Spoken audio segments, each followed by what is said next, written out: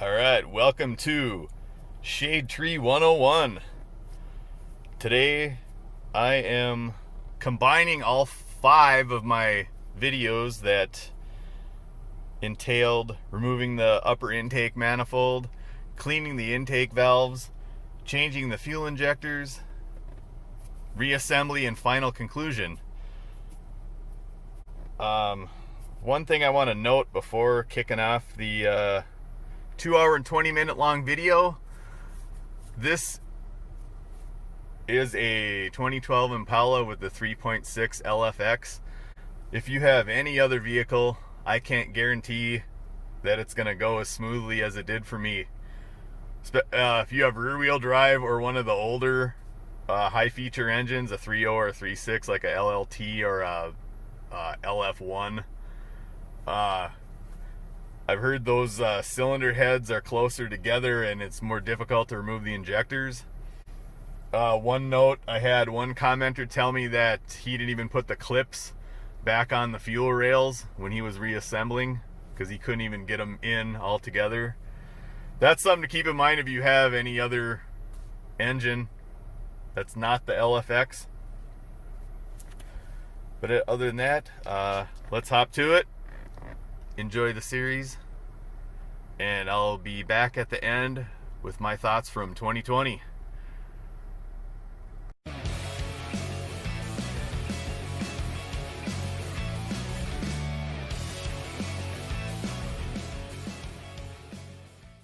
So here I've laid out all my parts. I bought this brush. I'm linking all this stuff in the description. I got some brushes to clean those valves out. First, I'm gonna get this B12 chem tool. Well, before all that, I'll take my little scope, make sure the valves are closed. I'll have to turn the crank pulley. When I get that intake off, I'm gonna remove the throttle body, clean it up, and then I'm gonna take that intake and put it in this tank that I'm going to dump that entire jug of purple power in and fill the rest with water. Make like a quasi parts washer. And here we go. I got my 6 injectors. I think what I'm gonna do, I got a used, actually a front and back injector harness from eBay. I'm gonna pull back the rest of it as best I can and see if I see any chafing wires. I'm going to find which one is cylinder 6 because that was the one that was giving me troubles. And I think I'm going to patch in a new harness on number 6 just to be safe. And I bought these. I've been following the Clay way. He just did a intake removal on a 2017 LFX, which is a little bit different than the W body Impala. I asked him in the comments about taking those injectors out. He said you don't really need to reuse these fuel lines, and he said you don't.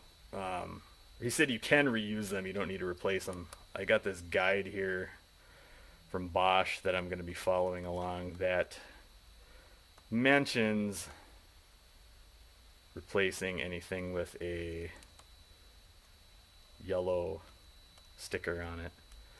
Oh, and it also says to replace this fuel rail pressure sensor. I bought one of those. Change that for good measure. So now with all that out of the way, let's hop to it. First thing first, we're going to disconnect the negative terminal of the battery. 10 millimeter nut right on the top. See, I can rest it against the cross member because it's the negative terminal. Nothing's going to short out.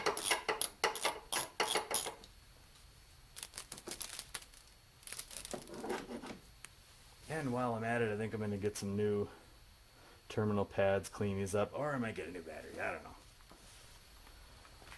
So the next thing, I'm going to get this cover off of here. Oil cap off.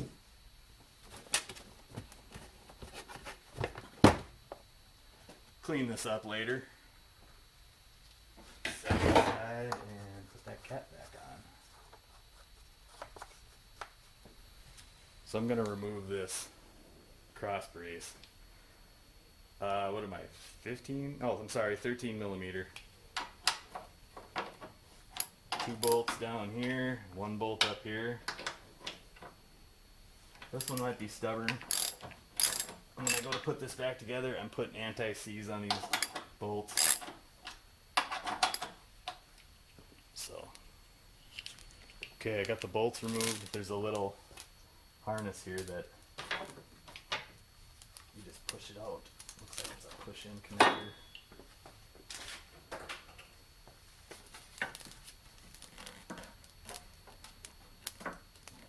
There we go. Now what I'm going to do is take my bolts and just put them in the holes so I don't lose them. And we'll go set this aside. So I got that bar out of the way because I want to take the air box out. So, and luckily this, let me see if we can get it in shot here. This hose going to the recovery tank will swing out of the way. I love my illumination here. So I'm going to go and loosen up these clamps, front and back. There's one here and there's one right here. I'm using a flat blade screwdriver. And the math, let's see if I can get in here. There's a little tab on the back of that connector. I don't know if we can see it on here. Try to get it in frame. There's a little tab you gotta lift up in the back here, and then this connector should come right off. I think maybe the tab has to come out. No, it shouldn't come out. I've had this off before.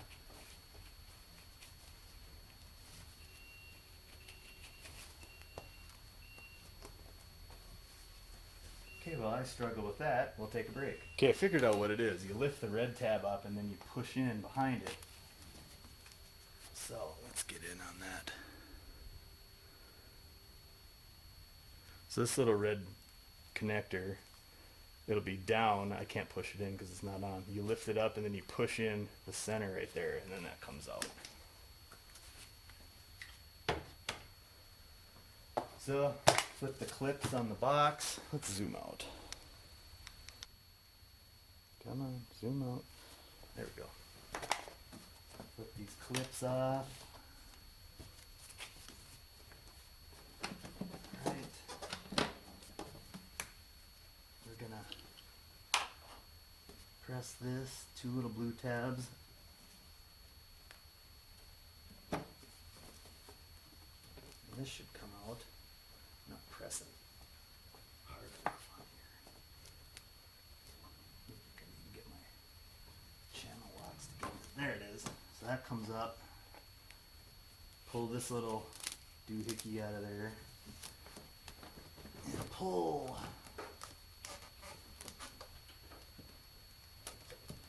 Break your harness everywhere. Okay. Looks like I managed to exercise the whole box out of here. I just wanted this. That's all we need out of the way. And while you're at it, you know, you could take your MAF sensor out and clean it. Might not be a bad idea. And if you're unlike me and you don't have a K&N drop-in filter, might be a good time to change it. Man, that thing, oh, there we go. Not too bad. Certainly not going to clean it. So next up, we're going to disconnect the throttle body. Same little thing with that red clip. Lift it. Lifter, squeezer. She might be stubborn.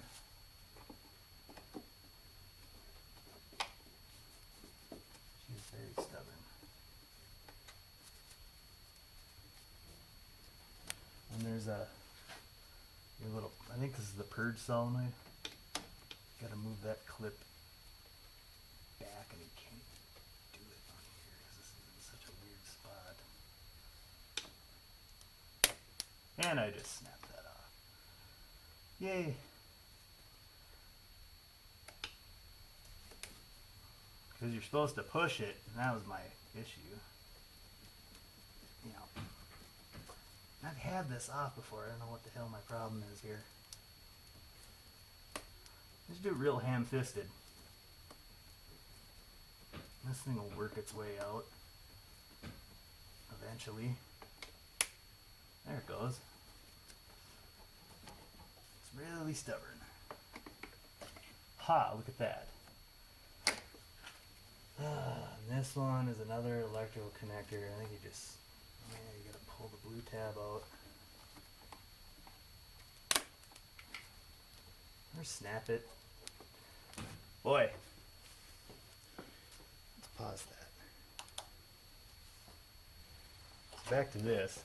This red clip pulls out and then you push here, right in the center. And that comes off. Okay. Alright, to see where I went wrong with that clip on this connector, there's a 10mm bolt right here. Holding this thing in.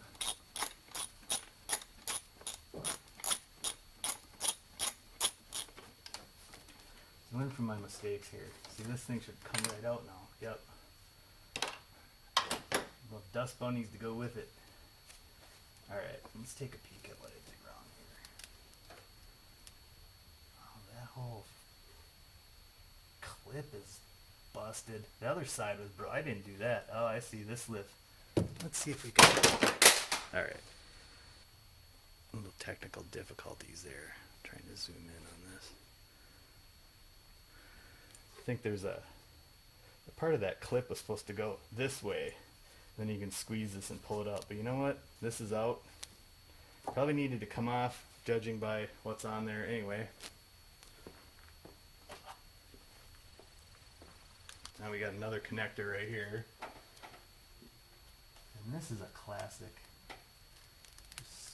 Yeah, this doesn't have a clip in it anywhere. No. Classic squeeze and pull. Alright. Okay, remember when I put in my catch can? There is a connector back here. There are two actually. We got the catch can one. I'm just rotating it counterclockwise and pulling her out.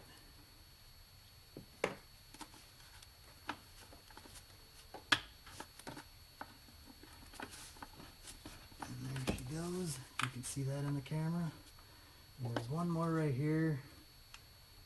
You pull a little red tab off and this should squeeze. Oh, my knee's starting to hurt. Ah. Okay, this red clip comes out. Looks like it was busted before. That's broke. Then you push in on the white part in the front. You try to, and this thing should come right off. Can't get a good grip on it though. There. Now that hose is out. And I believe we are home free. There are no other connections on this.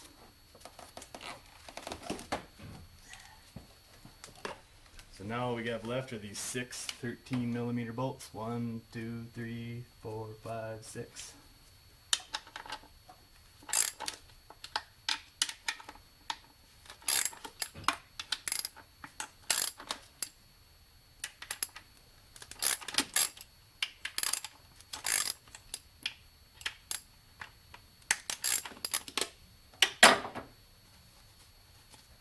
Could just spin them out by hand now. Okay, got the bolts loose. I'm going to put them back in order. They look the same. I'm going to set them on my table over here with a semblance of order of how I took them out. Oh, these back ones are definitely longer.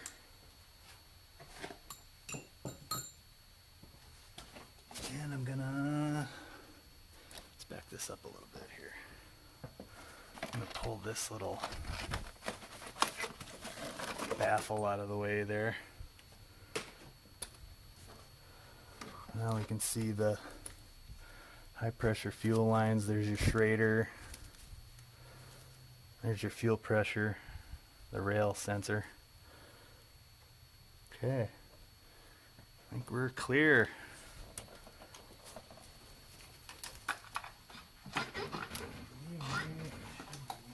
You know what? I missed one bolt back here. That looks like a 10 millimeter. I totally missed that one.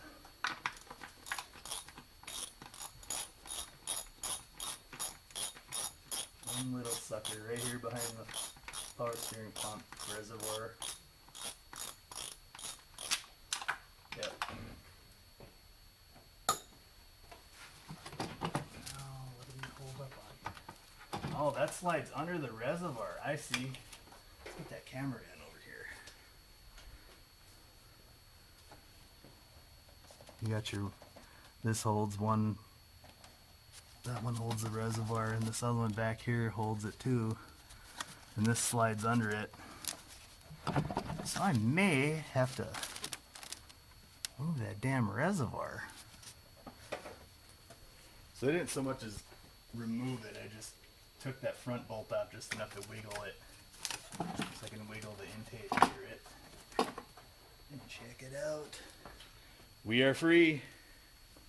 Alright, I'm going off tripod here. Let's get in here. I'm going to have to take a shot back and clean all that debris out of there. I'll try to get up on the header panel here.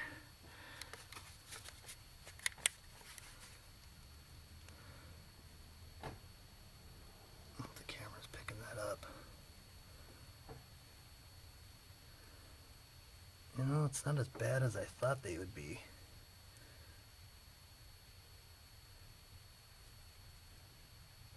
There are deposits, but I mean, they're not horrible. I can't really see down the front three very well. From what I can tell, man, they really don't look too awful. There is a lot of carbon buildup, but man, I thought they were going to be just caked. And these ports are, holy shit, the ports are really coated. I wish the camera would focus on that.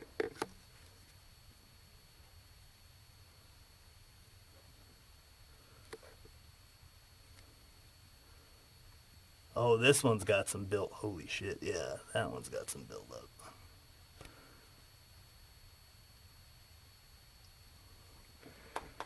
Okay, I'm gonna turn my lights off and focus on this inspection scope. Man, this phone just isn't picking this up.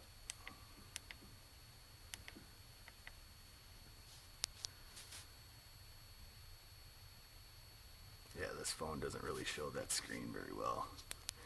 But I have it down the, that's what, cylinder 3, I believe.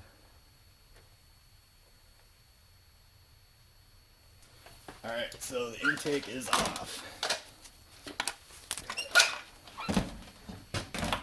It's a little quasi workbench here. I don't want that sitting on the floor. I'm gonna take a T25 and remove this. I think it's a map sensor. I'm assuming it is. Looks like a classic GM map sensor. Yeah, he's in there pretty good too. That is a map sensor, and I'll just put the bolt in there and set it aside. I'm looking over, you know, you could take this aluminum spacer off here, and that is also a T25. I'm going to leave that on there. I don't think it's necessary to take this off to clean it. But what is necessary is taking off this throttle body. 10 millimeter, 4 bolts. Let's get in frame here.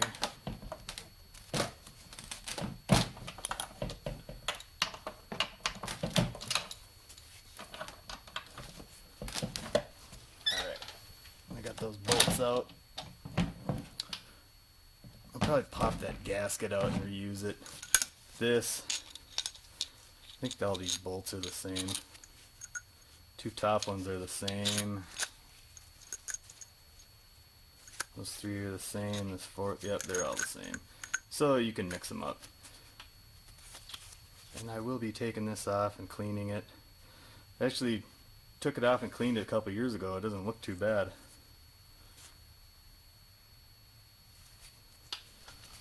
Got a little pick. I'm going to try not to destroy this.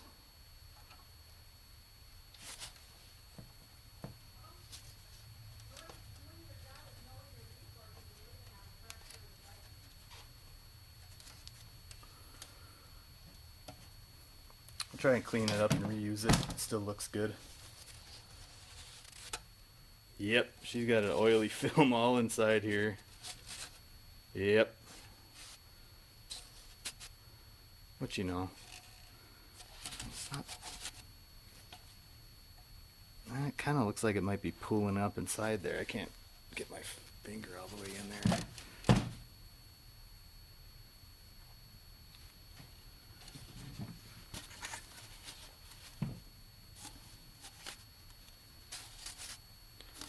Not horrible. This is going in the tank.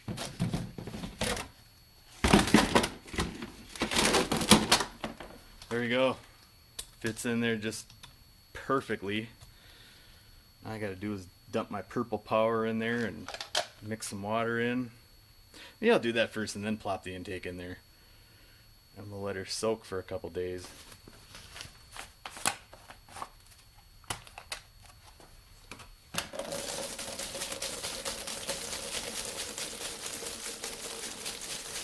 Feel the power. It's a new day. Yes, it is.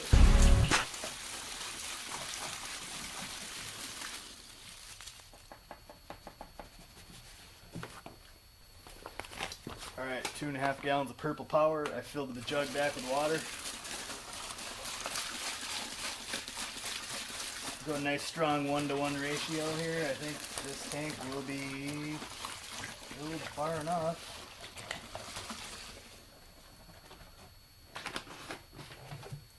Let's give it a shot. Maybe we'll do it upside down. Oh yeah, coat that sucker. Get these suds out of the way. You can see I haven't covered it all the way yet.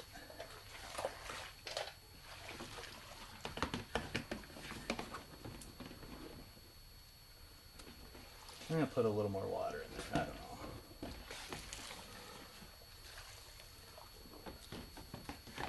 I've been doing this for years. I've been, especially on those old 3100 and 3400s, get those upper and lower intake manifolds soaking in the bath of purple power after a couple days. Rinse them off, and I'll hit those with some high temp engine paint, aluminum, make them look brand new. Decided I'm going to throw a little more water in there. I mean, be a little less than a 1-to-1 ratio. There, that's a little better. A little better coating there.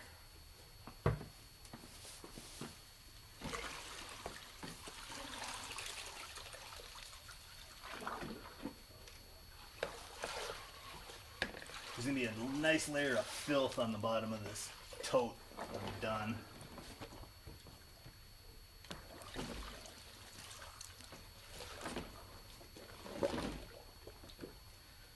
Alright, I like it. Cap it, let her sit for a couple days, and then we'll pull her out. I realize it's silly. I have the B12 Chem tool and this O'Reilly's carb cleaner, the same damn thing, but I don't know, I just don't want to cross-contaminate. I want to use this strictly on the intake ports. Not like it really makes a difference, but... So, I'm going to go ahead and give this thing a...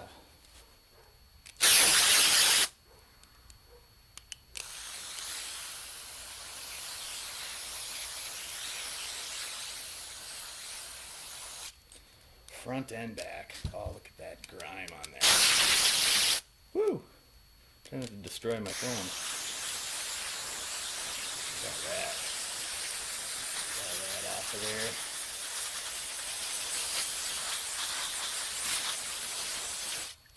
Making a nice big puddle on my table there.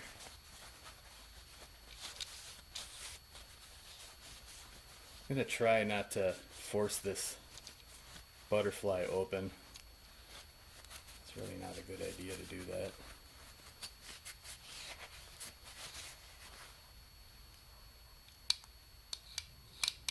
Springs right back. Yeah, maybe I'll do this carefully. Get this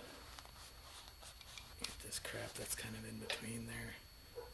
Just want to be kind of careful not to ruin this thing.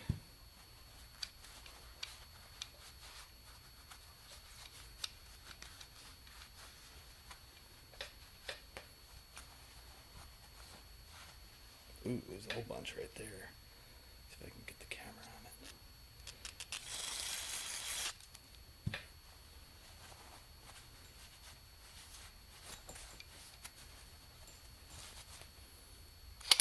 She's nice and shiny now.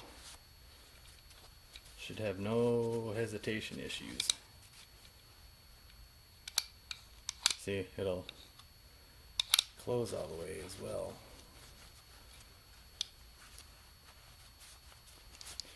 Alright, maybe I'll clean up the outside a little bit.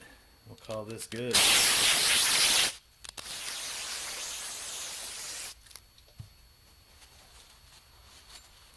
Get some of this grime off here. That shiny, fresh, clean intake going back on here. It'd be nice to have the throttle body all spiffied up. I think I'd recommend wearing gloves too. My hands are starting to sting from this shit.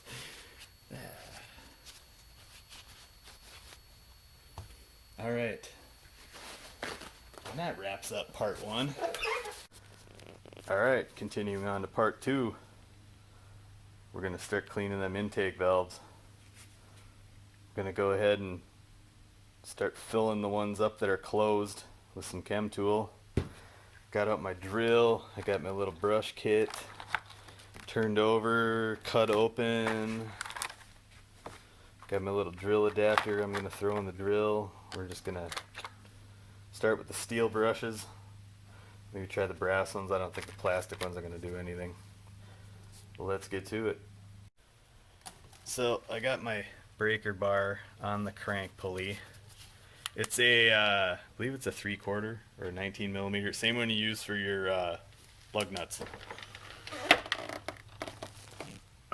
And so far, cylinder 1, we go 1, 3, 5, 2, 4, 6.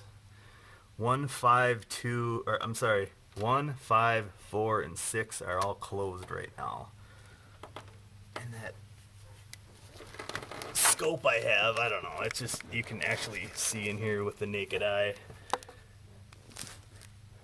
You can kind of see, I get the light right. Those valves are closed. This one's open. I gotta get this. Man, it's really difficult to record this. You can't really tell, but if you look right down in there, you can see both those valves are open, and you can see in the cylinder. And same with cylinder 2. Yeah, this is going to be impossible to film this one.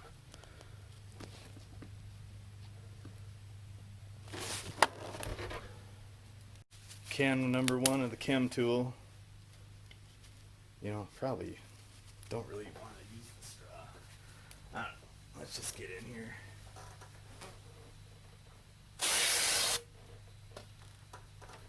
I'm gonna shoot some in here and make sure it stays.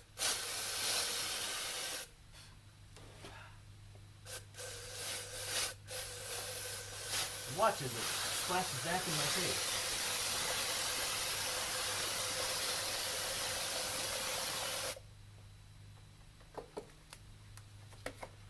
Making sure none of this is leaking out. because that would indicate that the valve might be open a little bit. Oh shit, is that going down?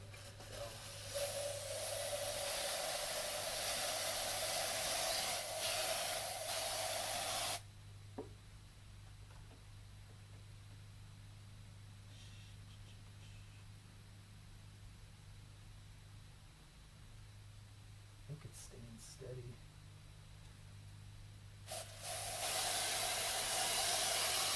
I'm gonna be pissed if it starts leaking down into the cylinder. I can't tell if it's going down or if it's just splashing around. Alright, let's try 5.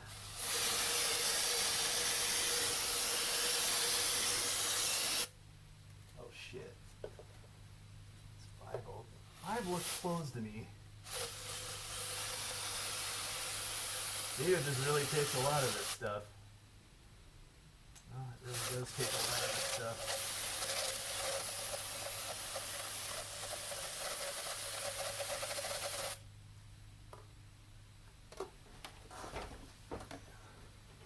It's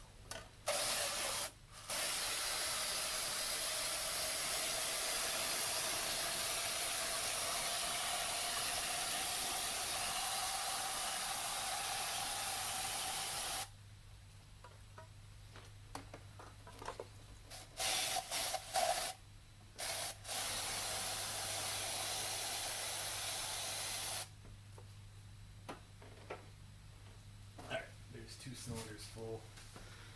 I'm gonna go off the tripod here and just show you what it looks like. Change my light over.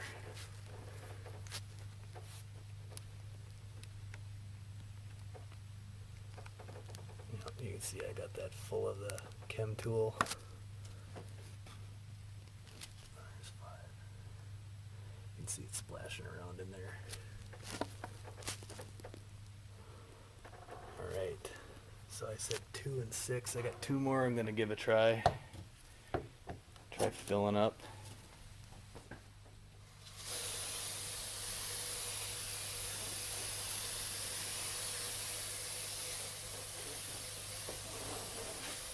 This one's really got to lean over and look in. Oh yeah, she's filling up. Alright, that one is closed.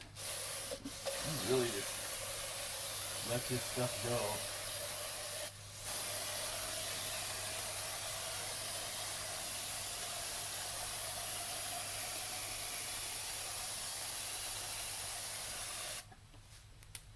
Oh yeah, we're getting up to the top with this one.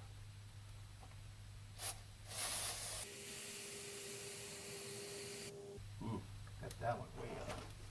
Alright, I love it. Let's fill up 6. 6, the one that's been giving me trouble. Oh, I'm about to kill the can.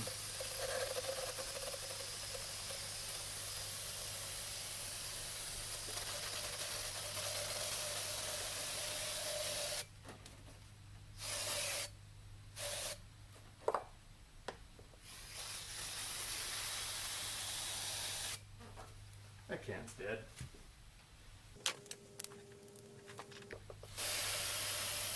New can. Yep, she's filling up too. Alright, love it.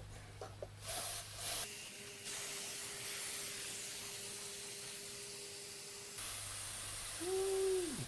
She's coming up.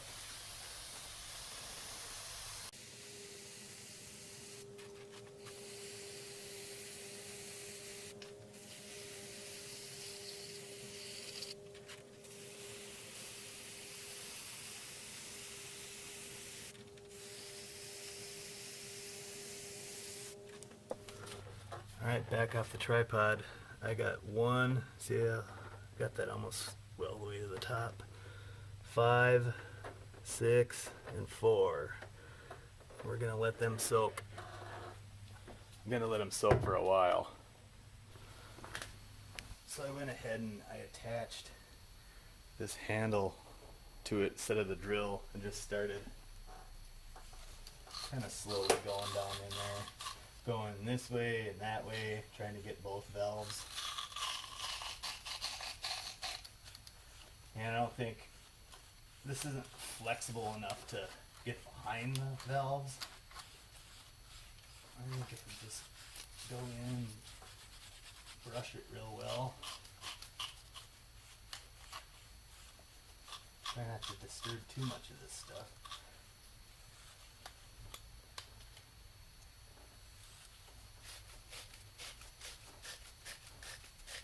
Give this a try and see where we're at.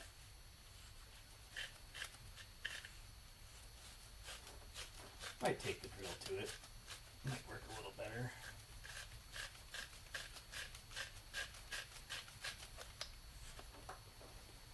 Well, let's give this a go.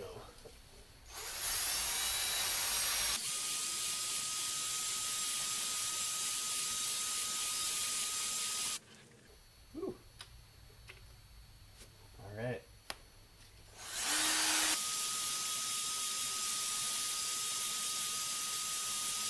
You can kind of feel this brush diminishing in size. What do we got on here? Yeah.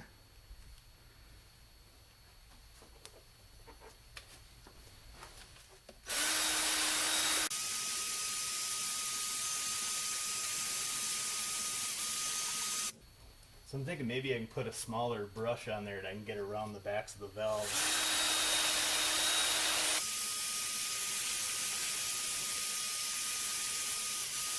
I'm just making sure to go up and down and all around the perimeter of the intake port and get what I can on the backs of those valves.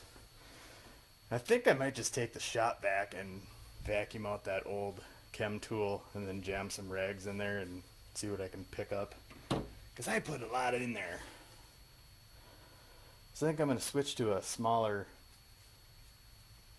bristle brush and see if I can try to maneuver it around the intake valves, around the backs of them. I'm going to start with this one. There's like one smaller. I'm just going to see. Go by feel here. Let's do this one.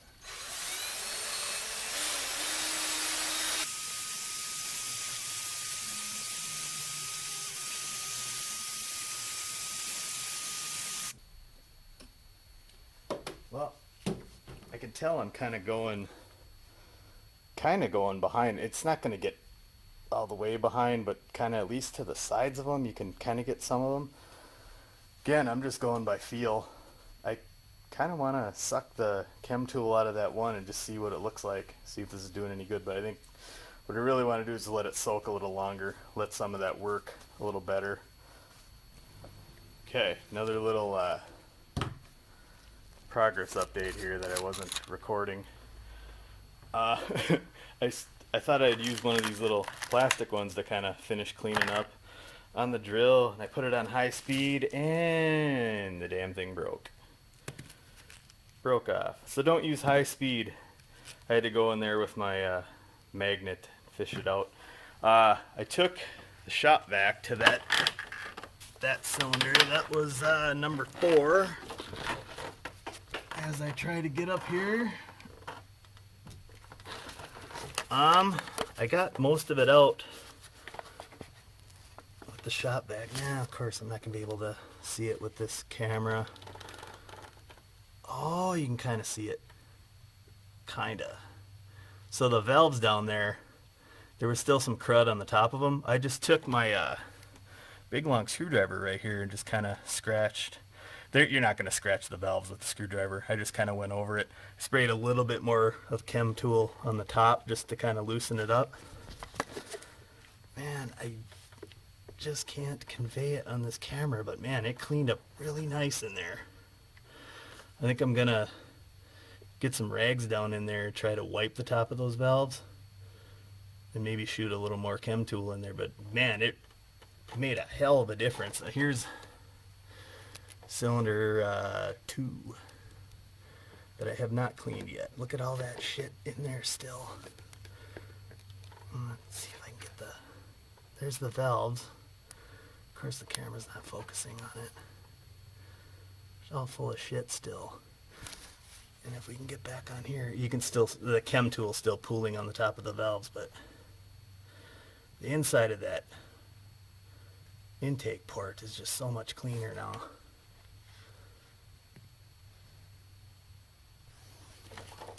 Alright, as I continue to clean down in there with the screwdriver, I decided, you know what, I should have popped these, should have popped this gasket off. Clay says you can reuse it. I'll clean it up, and you're supposed to put some like dielectric grease on the rubber parts when you go to put the intake back on, which I will do. Toss this to the side. Oh, maybe I'll stick it in the parts washer. That's what you're hearing me do right now. It's in the parts washer now. And it just appears that all I'm doing is soaking this piece here, which I should probably tidy up. So I'm gonna get that out of the way. You can see that's all soaked from the chem tool. Toss that to the side. I'm not gonna put that in my pressure washer or parts washer. And now, sneak peek to part 3. My fuel rails are open. Yeah. I'm gonna get this off the tripod and we're gonna zoom in. I took like an old sock and I took my screwdriver, stuck it through there. Yeah, I'm holding the camera by hand now if you can't tell. But I did that as I'm trying to fish this through single-handedly. Maybe I should have did that off camera. Anyway, I put that down in the cylinder and or down in the port and just twisted and went all around the valve. And I got it pretty clean. I sprayed a little bit of more chem tool in there and scraped a little bit of more carbon off the valves. But I think this little system I developed here is going fucking great. Pardon my French. So I'm chugging right along, and I got most of these looking beautiful. I've been having trouble on number 5. I just keep squirting a little more carb cleaner down in there and agitating it. I'm using a Phillips screwdriver now. Just going down in there and agitating or trying to get around the valves and around the back best I can. The ports look great, but at a stash of old socks, just take a sock and jam it down in there and wrap it around the screwdriver. Try to get up most of this carbon. Honestly, the number 5 is the worst one. Been having the most difficulty getting this one clean. The rest of them cleaned right up, real nice. But shaky camera aside, I think that's where I'm gonna leave it for now. I'm gonna turn the crank and get the valves closed on 2 and 3 and do those. And it's the same technique. And we're continuing on the project. We're getting up there. I'm locked and loaded. Hair Nation's on. We're jamming. In the meantime, cleaned up my air box. Put some VLR on the engine cover. Clean the top of that half. Tidied up under the hood a little bit. And I got my socks all stuffed down in the valves, ready to go. Valves are cleaned. And now we're ready to take off those fuel rails. Alright, first thing we're going to do, we're going to relieve the pressure in the fuel system here. Right there is your Schrader. Do not lose this cap. I'm going to set it over on my workbench, my work table. I'm going to get an old t-shirt, cover this up. I'm going to get a screwdriver and depress the little pintle in the center. I think it must have been sitting so long that there's no pressure in here because it's not squirting all over the place like I anticipated it would.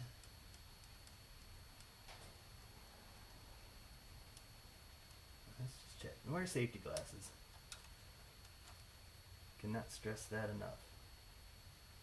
Yep, I'm pressing that all the way in and there's nothing.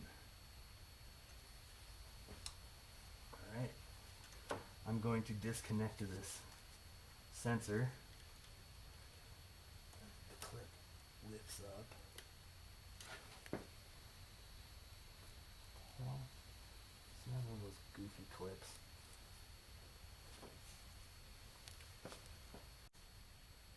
Tab on the bottom, you press in and then lift up. And this gray clip should come out.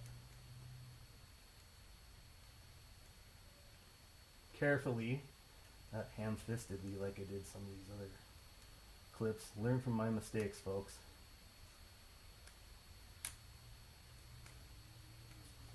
Carefully. Alright, now that we got that out, squeeze and lift. And the sensor is disconnected. Alright.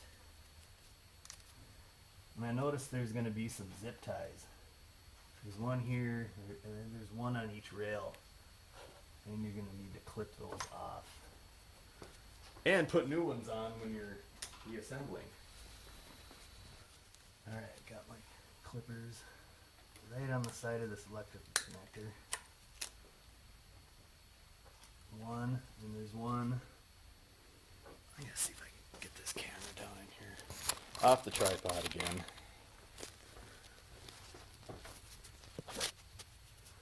There's one right here. I gotta. Sorry, I'm zoomed in. One right here. You can see it. And there's one here, right here. Right there. Can't get on the end of it. It's too shallow. Well, you get the point. It's right here. So next up, I'm gonna take a 17 millimeter. And we're gonna crack these three.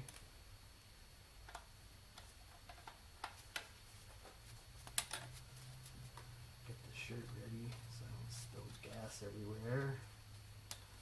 Which I would believe is inevitable because fuel lines, you know. Alright. One there, one here, and one here.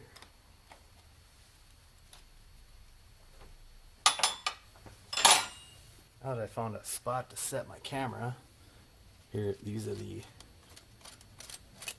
lines you're going to be removing.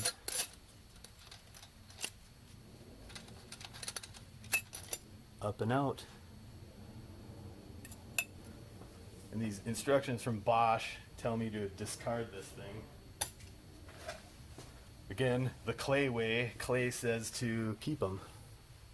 But since I went ahead and bought those anyway, I decided to remove them. Now what you're going to want to do before you yank this fuel line, take an air nozzle and just blow everything off. Get all the dirt, dust, leaves, whatever out of here.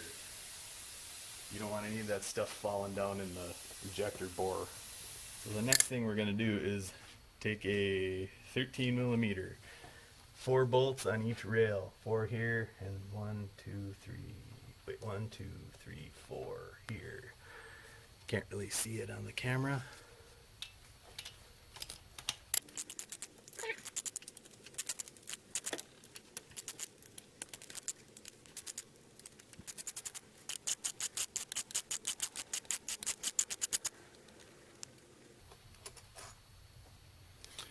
There we go.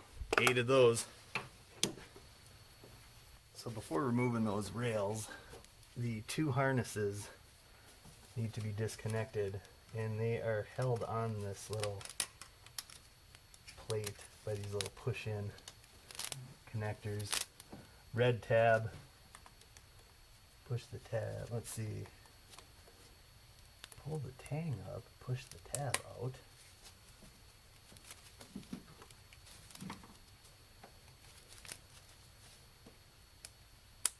push. Now, does that tab have to come all the way out?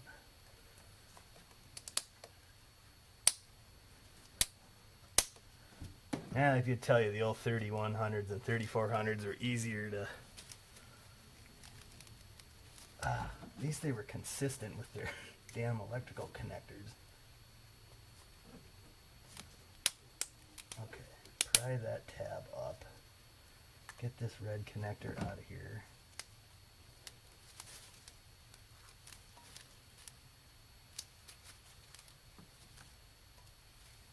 Can't get it out.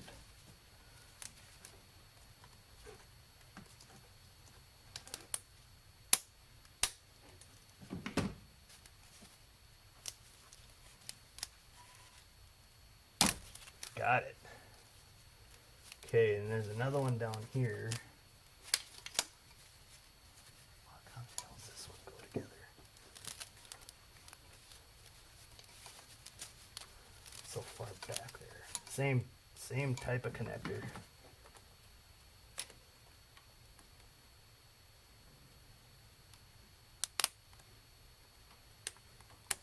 This one's really being stubborn. Okay, got it out of there.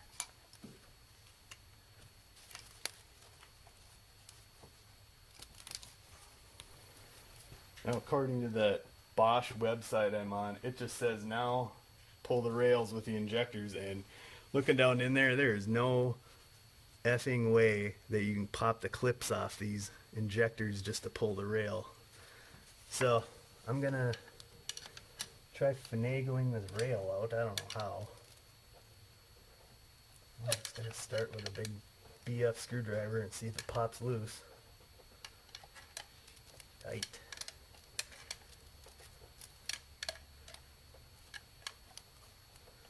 They're moving. If I get something.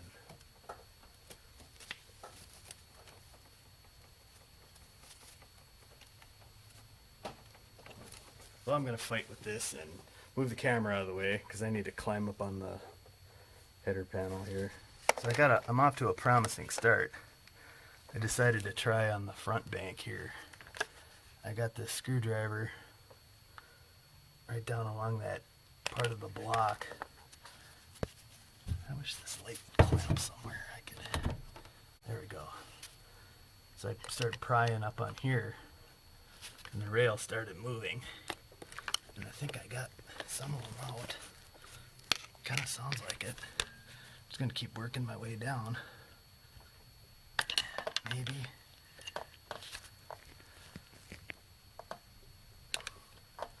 I heard one pop out. So I'm gonna keep working on this. Maybe I can get it the rest of the way out. Try another implement instead of this screwdriver that I'm using. But yeah, this is where I started. Right there. I got some movement. You can see it's coming up there. I think I got number 6 out. So I'm just gonna keep at it. Alright, so what I did is I took my channel locks and opened them up, and I just used this as a prying tool. I got the front bank off, and it just seemed impossible to scoot out, so I got the back bank loose instead. Now they're up. And I gotta try to wiggle these suckers out of here. It's just like they're both in the way. Doesn't matter what I do. I'm gonna try like hell to get these out. And I'll check. Alright. I managed to squeeze the back rail out. Ooh, doggies. Alright, we're just gonna set that on the bench. Those injectors are fouled up. Holy shit. So there's the back rail. Alright. This front one should be cake now. I can just... Yeah, look at that. The front rail just comes right out. Oh, let's got this. I'm trying to do this one-handed because I'm not on the tripod. Get the connector out of there. Still kind of a pain. I figured with that other rail out of the way, it would have been a little easier to get out. All right, I gotta set the camera. All right, front bank is out. When I was down looking in the bores, I found these two little pieces just sitting down in there. Well, it turns out they drop down inside the little spacers here. You can see. Kind of had me freaking out for a second there. I thought they came off the injectors, but nope, they came from here. So now I'm gonna peel all this off. I suppose I should show you what the little dirty.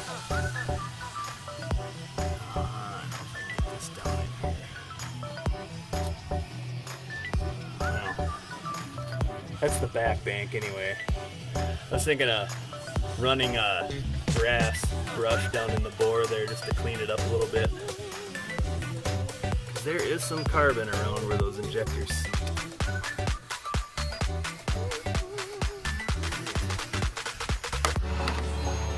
What are you doing out here? Did you come out here to help me?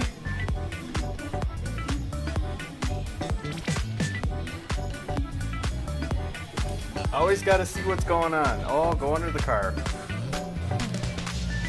So now I'm trying to look at the rest of this harness, trace it back, because that TSB says it rubs on the transmission, but on this car it goes nowhere near the transmission. It goes here. There's some wires exposed here, but they don't look chafed or broken. And then it just runs across the back and out. I mean, I don't see where it could possibly chafe. So I don't know if I was just having, if it was the harness right at that injector. I don't know. But this was number 6 right here. And that was the one giving me trouble. Just looking at that injector. Oh, And I also went in, sprayed some carb cleaner down the bores of those injectors. Took my this little wire brush, cleaned them up, and then took a shop towel and cleaned them up. Those bores were getting kind of crusty. so now it's time to get these injectors off here.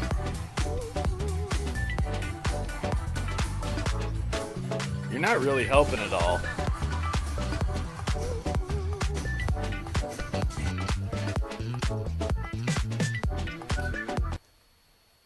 Pry these clips off.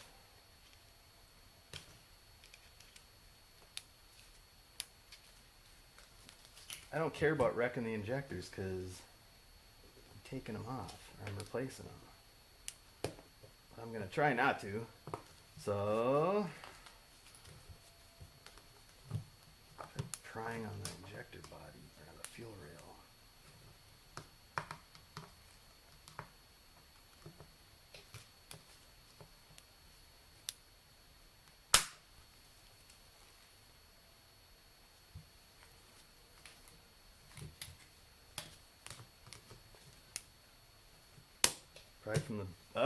Pry from the back.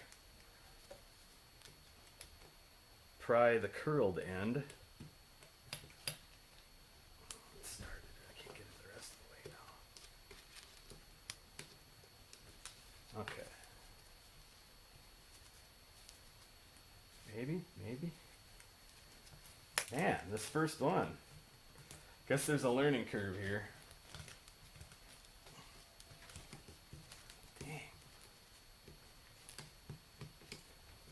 Stubborn.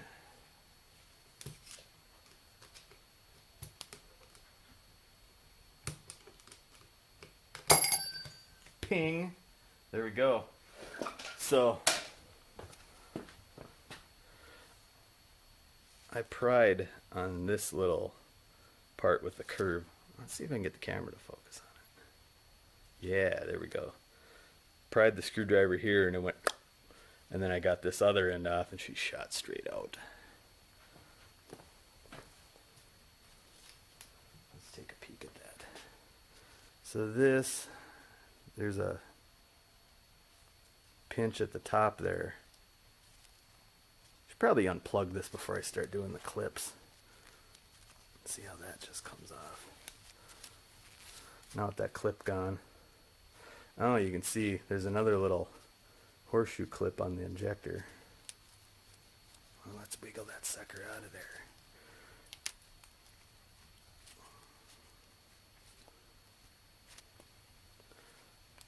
Or I don't know, try prying it maybe. Those Bosch instructions are pretty vague. Whoa, man.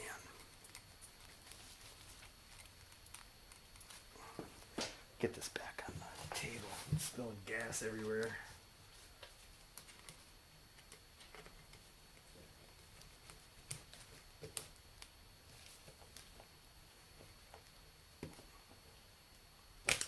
Ping, there we go. He's out.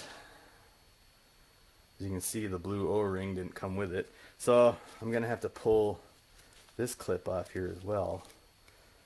And you can see it just slides off over the metal part. There's a spot for it right there. Okay, that's one. Now I'm going to fish out the blue, spill gas everywhere. Fish out the blue O-ring. There is gas pouring everywhere. So I'm going to repeat that 6 times. I think I'm going to leave the harness in place for right now. So this is what it looks like with the one injector out. I want to get a close-up on that just to kind of show how it's supposed to go.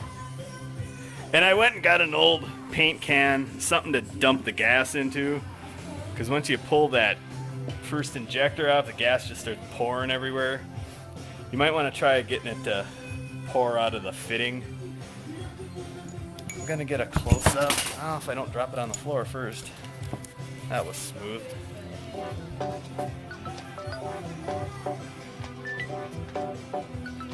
Get a close-up of the back bank here. For reference, before I start tearing it apart. So I got this 15/16 open end. I'm going to replace the rail sensor.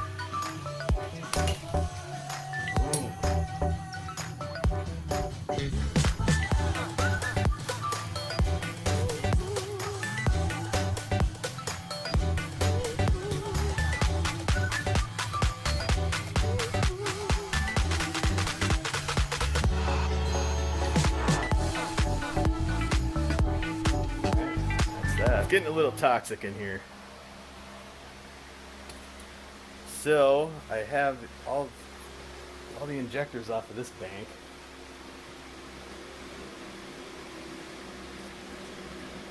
I pulled the clips off the old ones. I got 3 new ones queued up. Got the clips on them. And these 3. I don't see why you need to get new ones. These are really robust.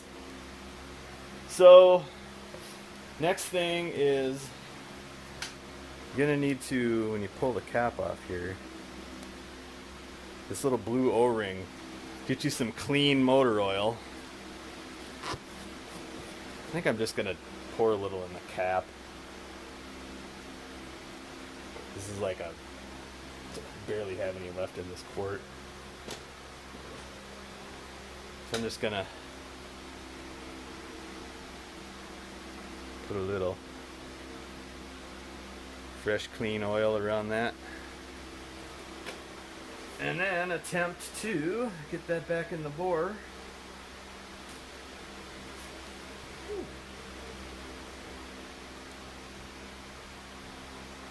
Come on now. Okay. Alright. Guess they go in a little easier than coming out. We're stubborn.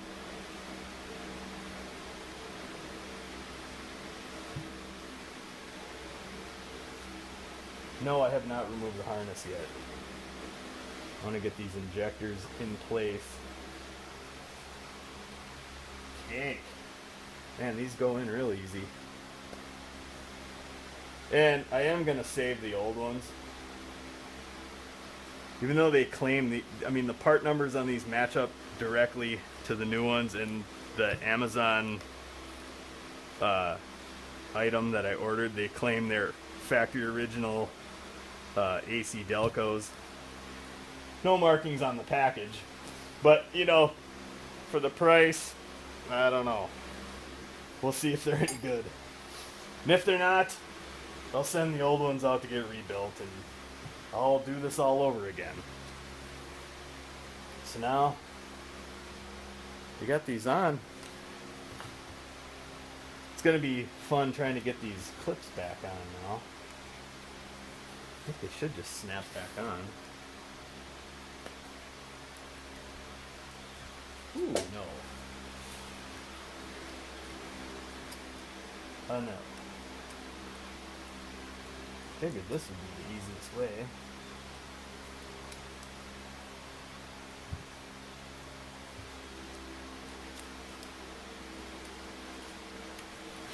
I'm going to struggle with these. Yeah.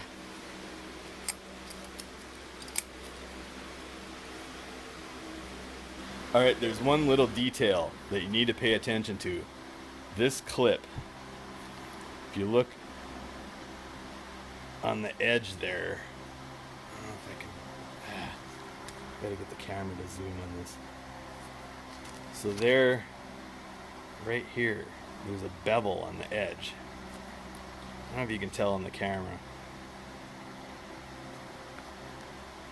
But it goes, you have to have the bevel up to the top. Because if you don't, that clip will not go on there. You might be able to see it better here. It won't focus, but that corner is beveled. Don't turn it upside down, because then you'll never get the clip on. See it right there. You can see that edge is. Oh, I gotta get something to point to this thing.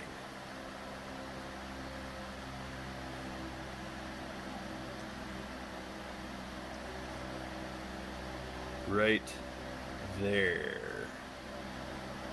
Right there. That bevel has to be pointed down. You can even see it on the left side there too. Make sure you install the clips like that, or you'll never get that retaining clip back on there.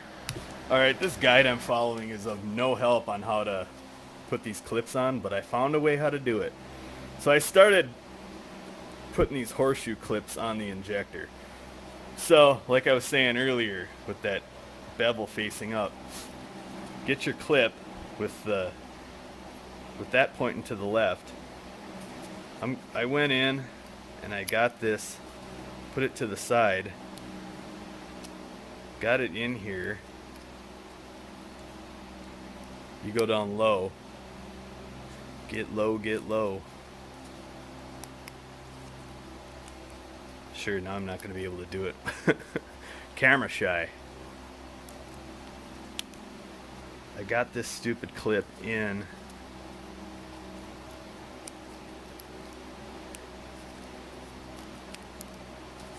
Yeah, of course it's not going to work for me now.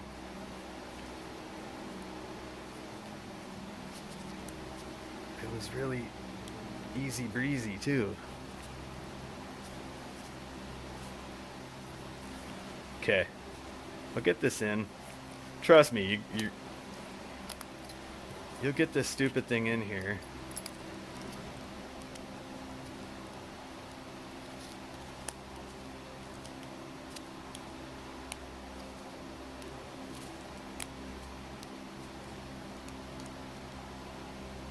By hook or by crook, I'll get it in here.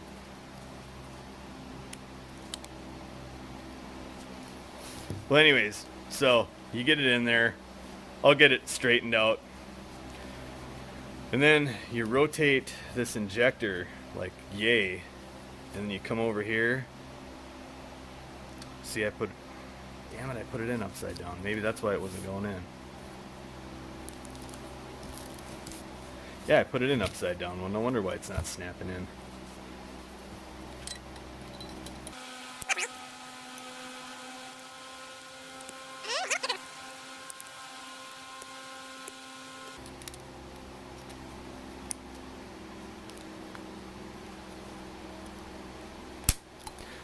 Bingo!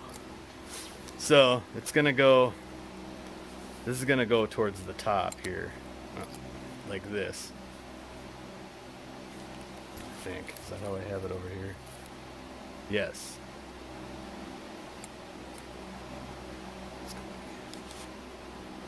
Like this. Okay, like that. So, this up. Now you can just, that camera's not picking it up. Clip this on the side. Yeah, this one won't do it because this stupid harness is in the way.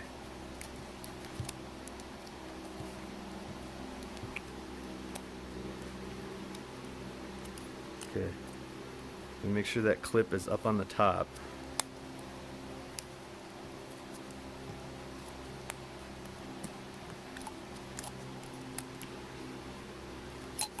Wow, should have recorded that first one I did because it was on the end.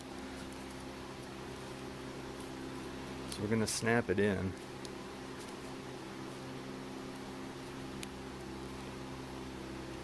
Yeah, this makes it tougher with that damn standoff in the way. That other side, it just snapped right on. So that's in the way. Well, what I did is this snapped on real easy.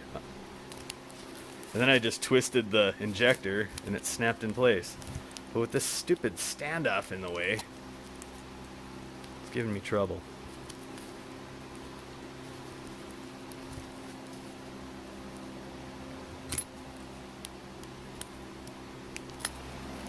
See, this stupid thing's in the way.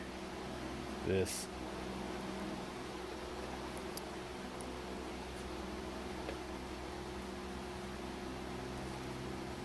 It should just.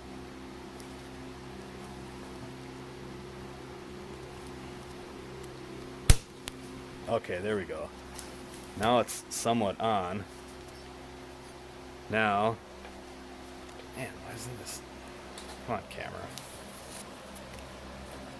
You just twist it back.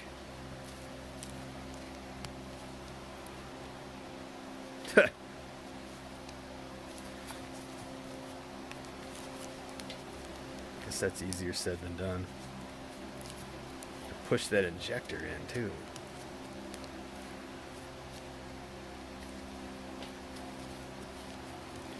Yeah, see that? That needs to be engaged in there. It came out. That's a pain. But you can see I got this first one done, and that's the way I got that one. So I'm just going to keep struggling, and I'll check back when I got them all on. And good luck with your procedure the way you do it. Because that guide is no help. And then this, I noticed it's a little loose, but the ones I haven't even taken off yet have a little slop in them still. So, Clayway was right. You can reuse those clips. This one's really sloppy. So, I'm going to continue at it. Alright, took forever, but now I have them all in. At least on the front bank. I'm going to go ahead and swap this harness out and make sure I have the correct one here. It's the one with the two pigtails on it. Yeah, don't fall on the floor there, dude. Alright. Yeah, these are awkward, so let me get everything out of the way. I'm going to take my little needle nose, pinch these little clips, and they pop right out.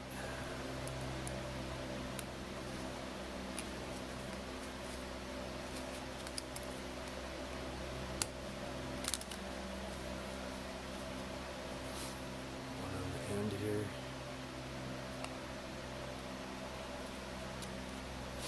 Okay. That one is loose. So let's line this other one up the same way. It's kind of not the same. Oh, there it goes. Yeah, it is. Okay.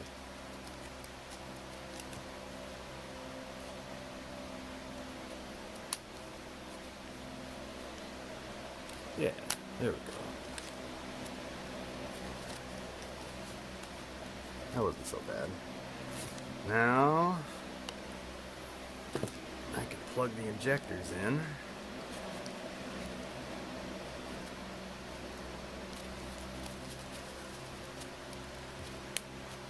Well, they don't make like a positive click.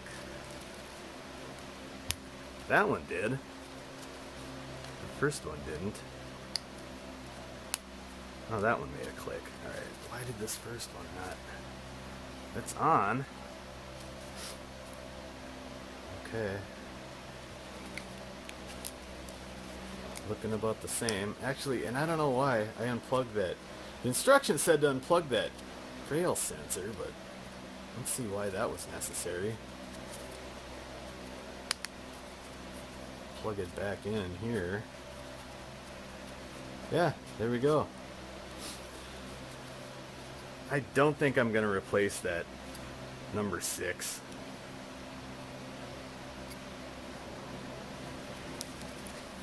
Alright, that's one rail down.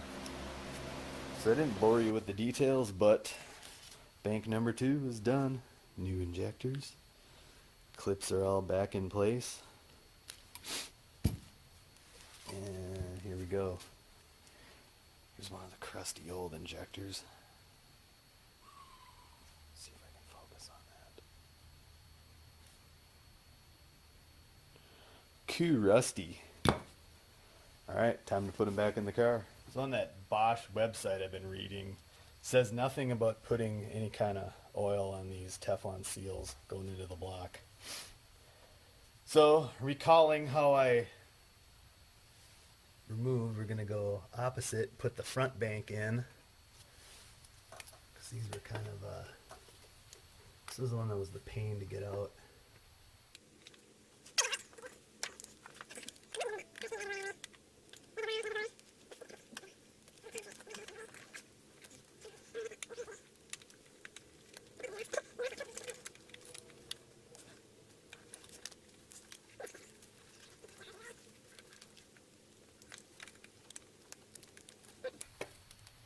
Instead of you watching me struggle, I will pause this and come back. Alright, I managed to get it down in there.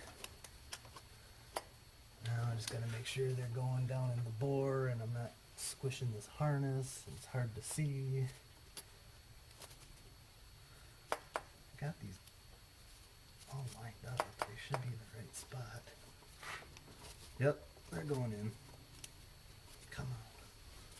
This one's not. What's the problem here?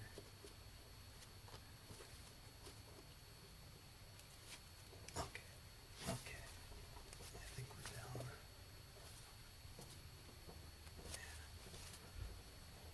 Yeah. Putting those bolts in should seat them the rest of the way. I just gotta make sure I'm not feel around to make sure I'm not crushing anything. I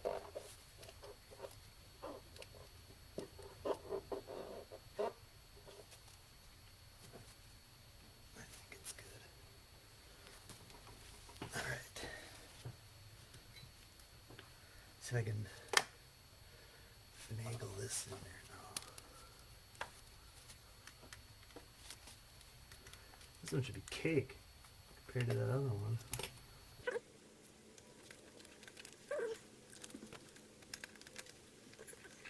Yep, it's gotta go like here. And I don't know what this camera's picking up, but this is not fun.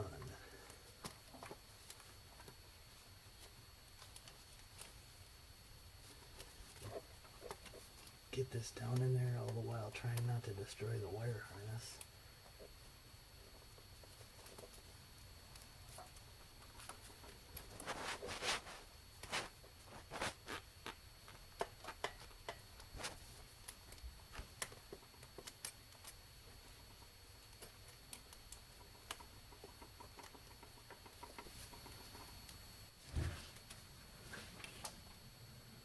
Well, as McLovin said, it's in!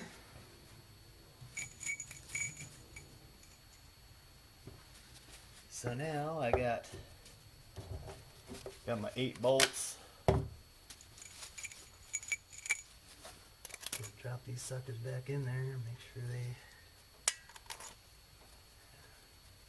they got a long way to thread in. Alright, so that Bosch article mentions the fuel rail bolts should be torqued to 9 foot-pounds for the first pass, and then 18 for the second.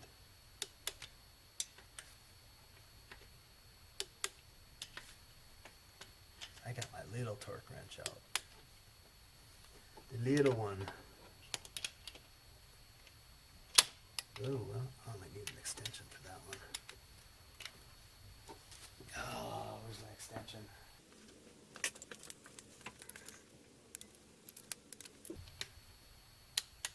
There's no torque sequence either.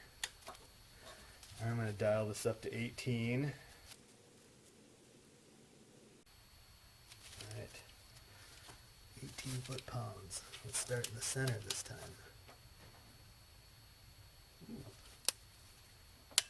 There we go.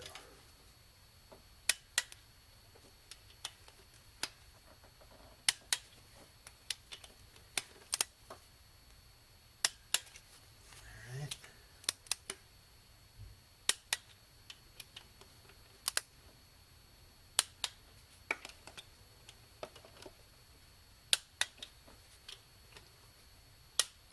All right, we're torqued.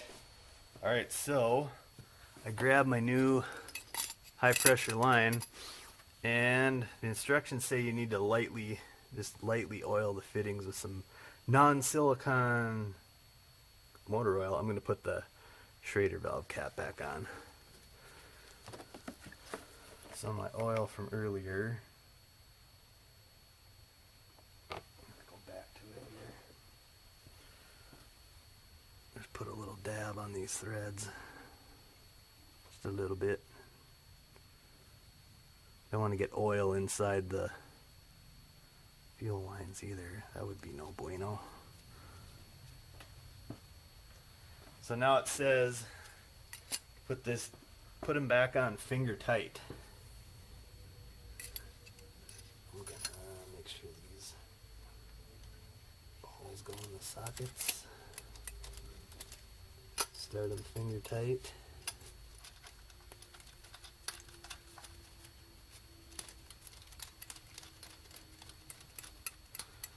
Pretty flexible. They have a ball and socket, or whatever you want to call it. Okay, we're finger tight now. I'm going to try to get in there with my 17mm claw foot.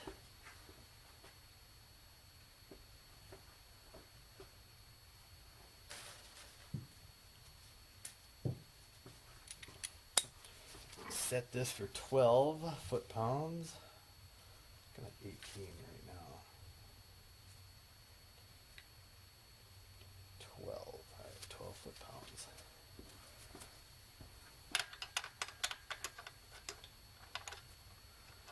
Jesus. There we go. Let's go.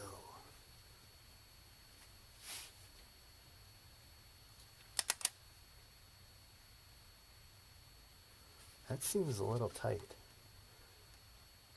Yeah, how the hell are you supposed to torque these without a... I mean, you can't get a real linear reading on this. I'm going kind of tight. I'm trying to hold it still for it. There we go.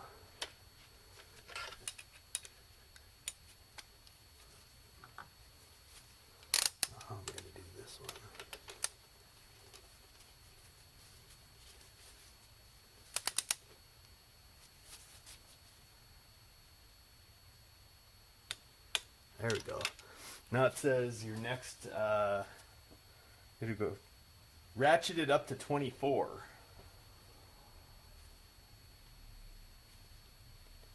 20, 21, 22, 23, 24. There we go.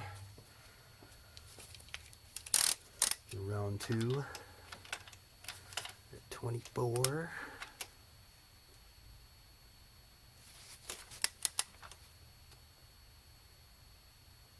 Man, I don't want to snap these off. It feels like it's... That's got to be close to 24.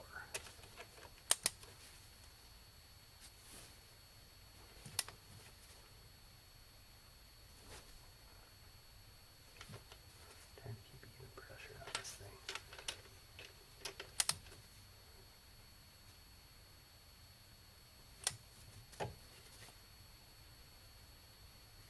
Yeah, this thing doesn't... I don't know what the deal is there.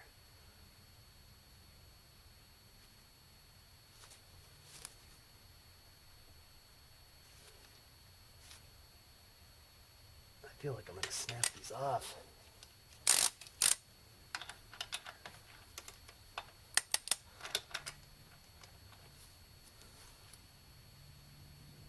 Dang. There's 24. All right. This one's got a ways to go. Come on.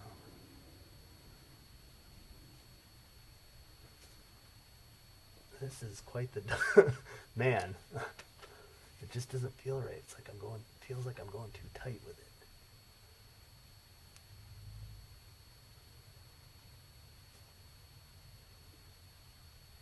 Man.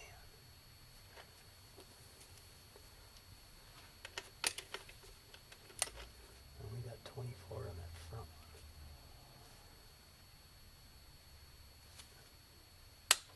Okay. That's good. There we go. All right. We are torqued. Okay, all that's left is to plug these connectors back in.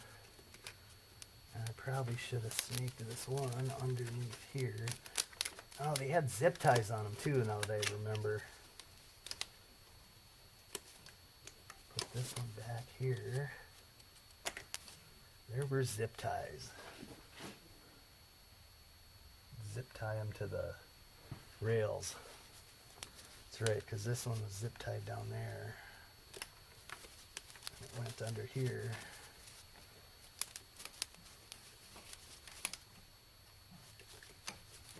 So there's the big connector. Plug it back in, push the red thing down. Oh, it is down already. Okay, this one. Where did you go? There it is. I think that one went underneath.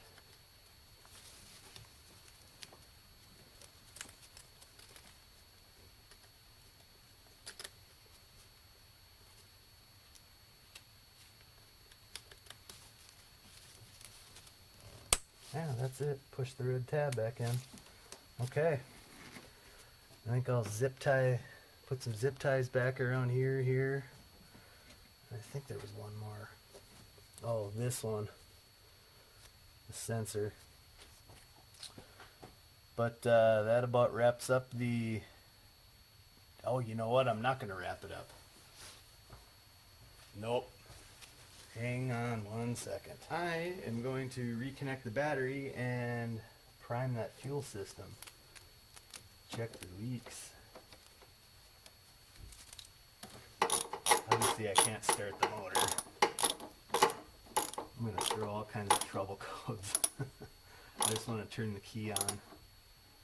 I'm sure doing this I'm going to get a ton of codes. But I want to make sure I got no leakage.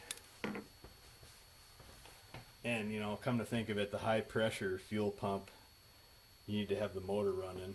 Maybe I don't want to turn it over. No way. No effing way.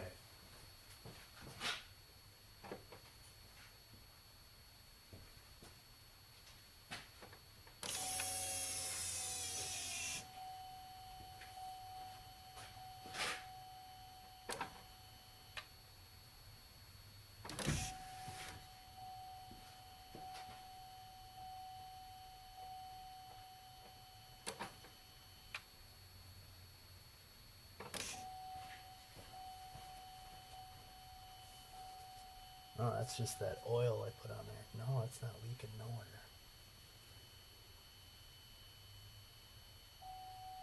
The hell is that damn... Oh, that is the high pressure pump. Okay. I do not see any leaks. I'm sure they'd be spraying out real well too, if it was. Nope. Nope. Okay.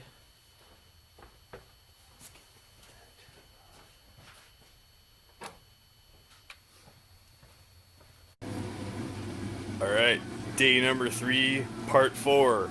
We're gonna throw that intake manifold back on. You're gonna have to pardon the noise from my propane heater going in here. Gotta warm this sucker back up. Today's musical choice du jour is Octane.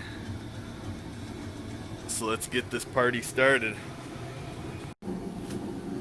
So I've went ahead and drug my intake manifold out of the soup that was my makeshift parts washer. Look at that, nice and snazzy. I got her thoroughly dried out. I blew everything out with the air hose. And I shoved some rags up in there. And it's been sitting overnight. I already went ahead and put the map sensor back on.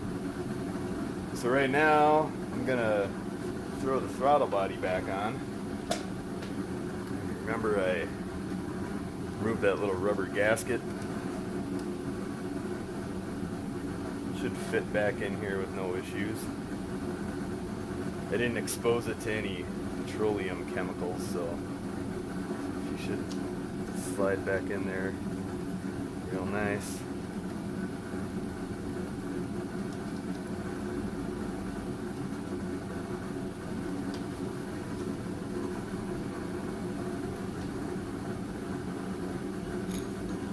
Got my throttle body.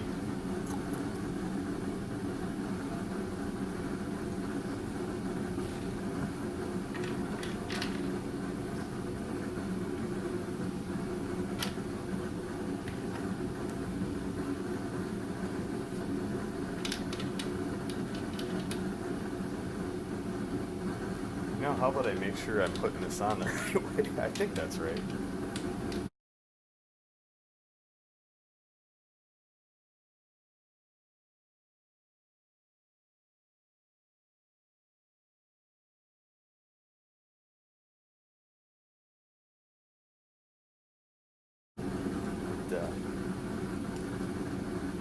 Taking my 10 millimeter.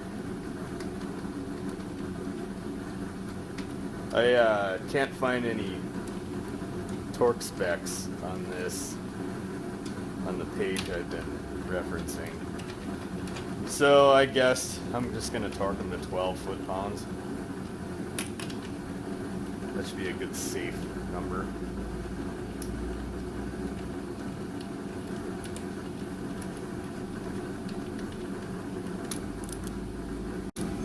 Okay, yes, I have confirmed I'm installing this the correct way.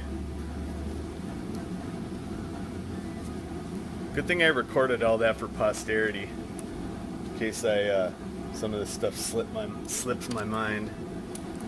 Ooh, it's cold out here. All right, we're gonna go 12 foot-pounds on the old torque wrench.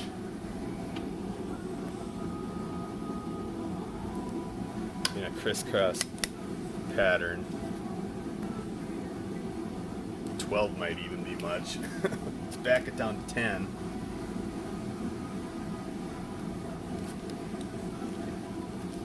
Let's see what we get with 10. That might even be much. Yeah, I wouldn't go. I wouldn't even think I'd go 10.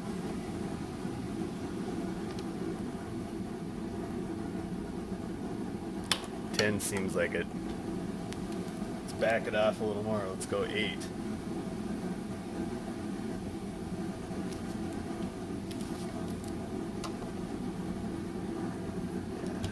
There you go. I think 8 foot-pounds. Let's go with 8. I like that. 8 foot-pounds on the throttle body. So what I'm gonna do, I got my little Scotch-Brite pad. I'm gonna put some brake clean on here.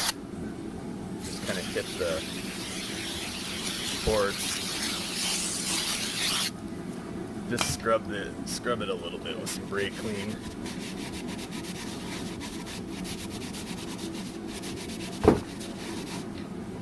Knock over my new can of brake clean. Just give these a good little scuff.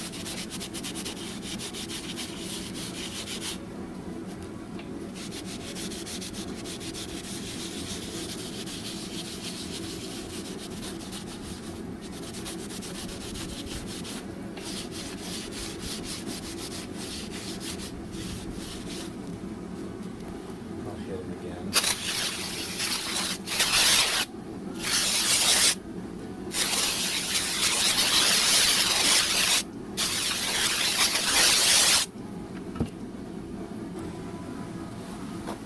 I'll go ahead and wipe this off. Wipe up in the ports in case you got any up in there.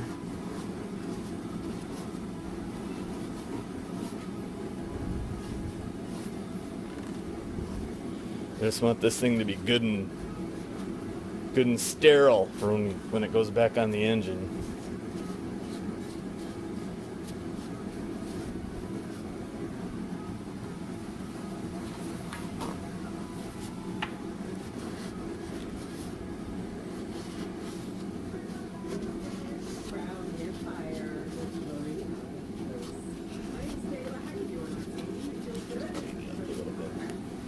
Alright, we're ready to go back on the car. So now I'm going to do the same thing on the intake. Recalling that I jammed socks down into each port. I'm going to go ahead and hit these with some brake clean. Try not to get any down in the cylinders.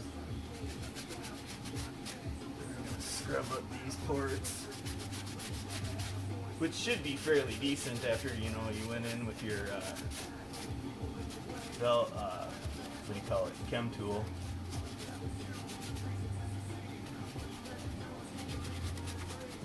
I still want to get these nice and clean. Do not want any intake leaks.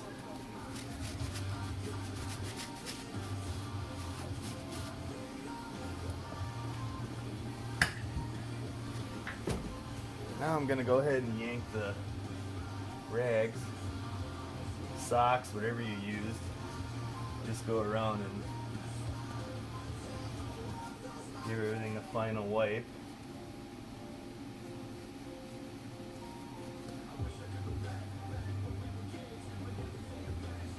Be sure you pull 6 out. You don't want to stuff your intake back on. Realize that you had an instrument left in. 1, 2, 3, 4, 5, 6. Alright. We're in the clear. So now we're going to reuse this old gasket. And I got some of this stuff. Good old silicone lubricant. You can use dielectric grease. I'm just going to put a little on here. Maybe squeeze the end of the tube out, get the crusties off there.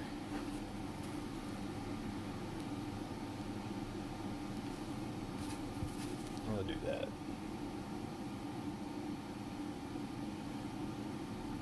Put a real thin layer on here. Both sides.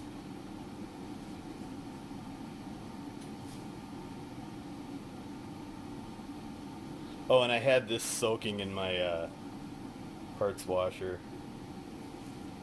I got that all cleaned off. Okay, do this, repeat it for all 6 ports. We don't need to film that. You get the idea. Okay, remember this piece?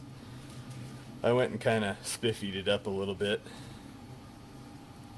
This needs to plop right back down. Fit her right back in there. And now we got our gasket. Alright, we're ready to plop that down on there. Pretty sure there's only one way for this to go. Yep, it fits right down in there. Alright, gasket is back. You're going to want to maneuver around this. I don't know. If you want to, I suppose you could take it off the tank, but I'm going to leave it right where it is.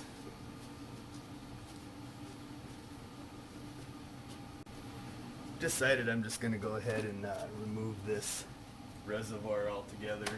Just kick it out of the way. You're recalling I have these two bolts out, and there's one right here. 10 millimeter. I'm just going to go ahead and remove this one. Whoa, tight squeeze. Gonna need an open end wrench.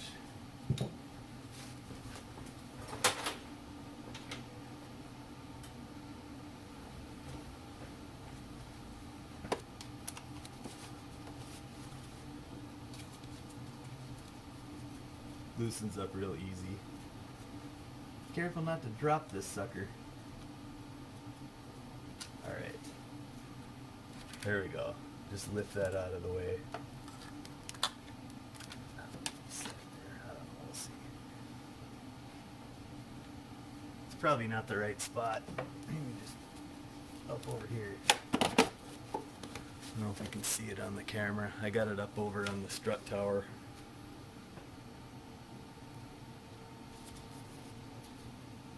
Just set it over on the strut tower there.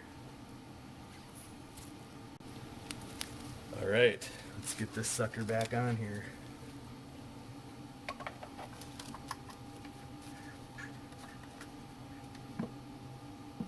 Right, like that.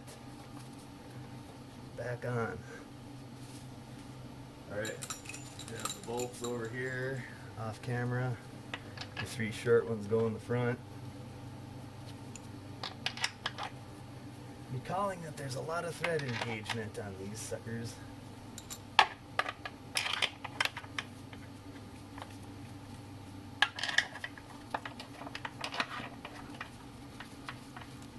Now without tightening them down all the way, I'm gonna just make sure I don't have anything in the way. Make sure everything is on. I think I'm gonna plug. Get the PCB and back on here. See if I can do it with the manifold on here still. Maybe I have to loosen that line. Nope, there she goes. And this one, we got that red tab that has to come out. Mine's half broken. Snap that back on and put that tab back on. I think that's it for the back. Plug the map sensor back in.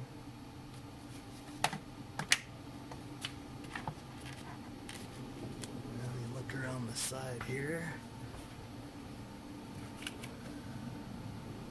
Good clearance. Yeah, nothing's hitting.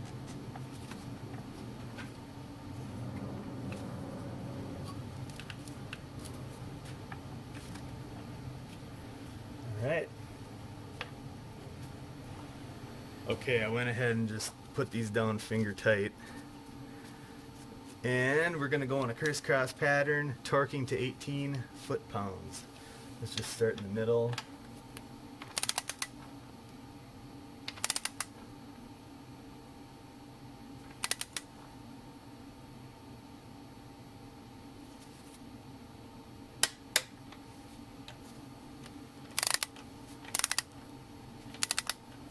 Go in the middle and work our way out.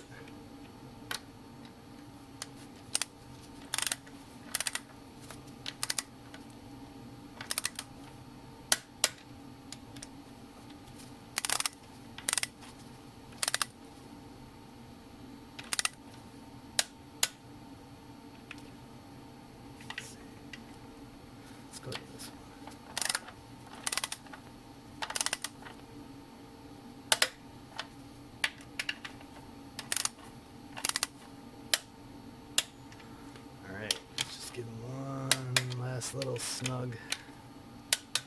Just make sure we're at 18 foot-pounds.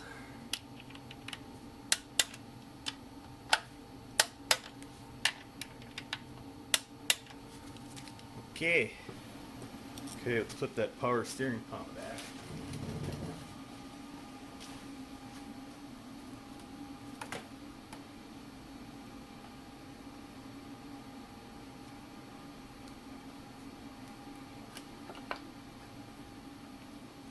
See if we're getting that on the camera there.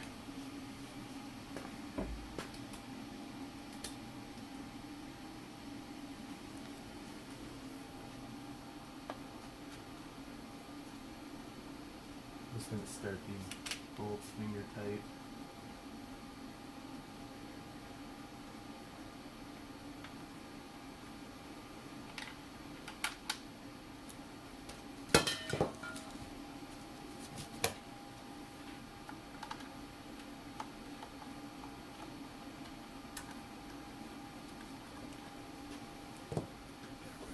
This one over here.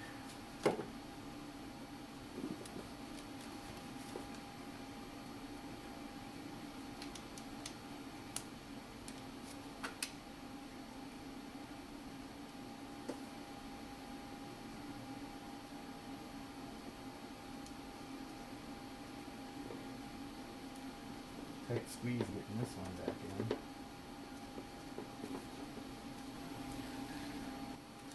I think I'm going to try torquing these to 18. We're going into aluminum here. 18 foot-pounds should be good. Again, no torque specs anywhere that I can find. At 18 might be a little much. And let's back that down to like 12. Let's see what we get with 12. Might need to do 8. Yeah, we're gonna do try 10. I think 10 is a good. And this one does go into plastic.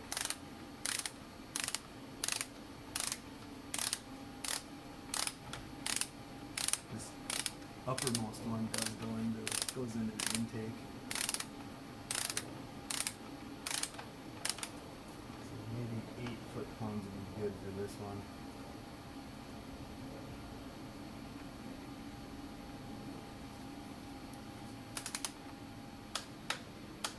I think 8's good for that. And this one on the side, just give it a half an ugga-dugga. So now remember this, the one I couldn't get the connector out of. We're gonna put this back in. Oh, bolt goes on the bottom. Maybe that O-ring a little wet there.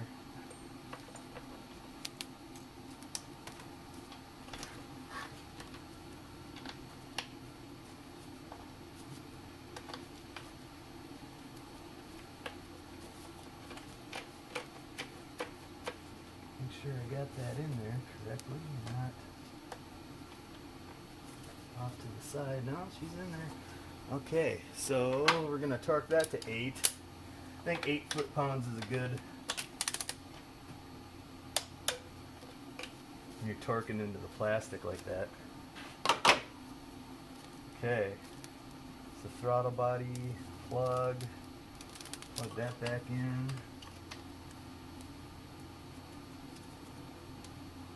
Click, snap the little red tab in. I think that's it for electrical connectors. Got the MAF sensor connector there. Yeah, so next, I'm gonna grab this sound shield. Needs to go back down here. Finagle this in somehow. I know it covers up the injectors. Covers up the fuel pump. I'm sorry, injectors, duh. Covers up the fuel line. I have to go back and rewatch my video how this went in there.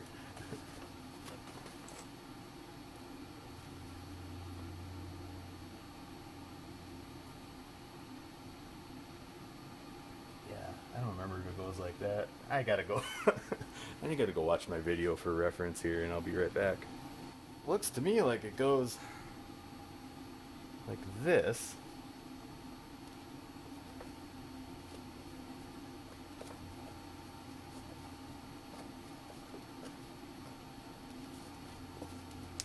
Wow.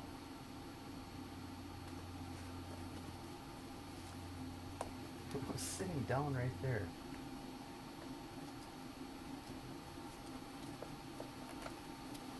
Should just go right like this. That looks right. It's gotta be right. Goes over all this.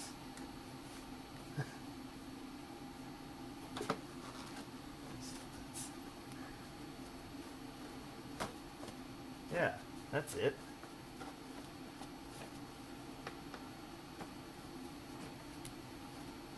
Sit behind anything there. Just clips under here like that. No, goes under that.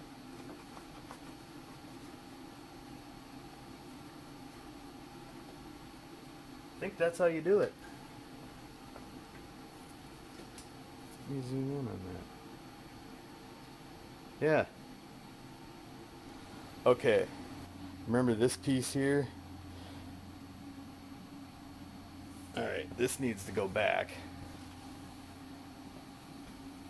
Plugs onto that solenoid there, and it goes over here. Let's see if we can see it on the camera. This little metal pipe over here. Let's fish this under these brake hoses.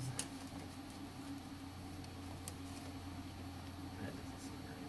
Maybe it goes over the brake hoses.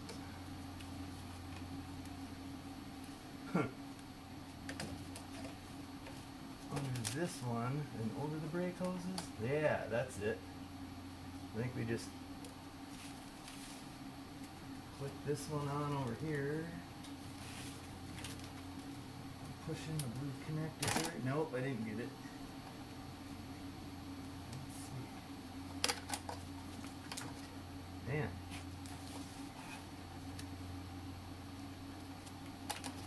Oh, you really gotta push. Okay, that's in. Let's get this in. I think it just... Oh yeah, push down. Push down on that.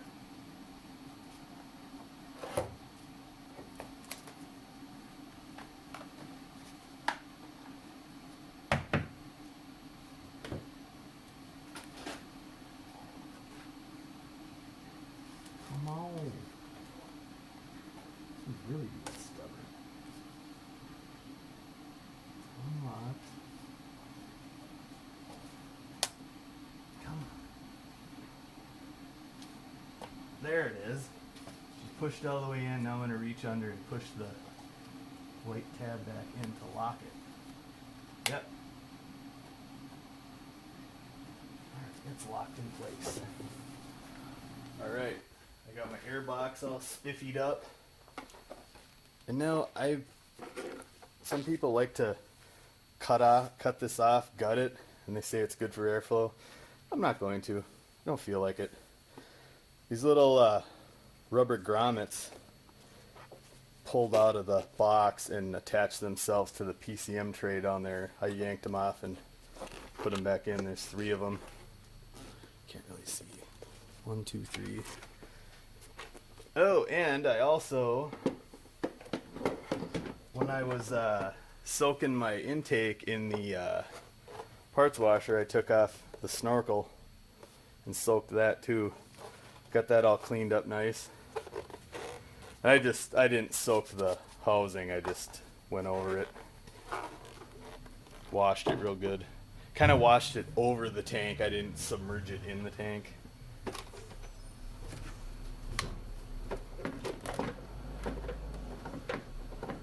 Kind of gonna loosely put this in here.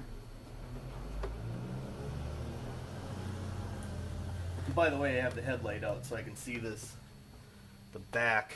Let me get the camera on this thing here.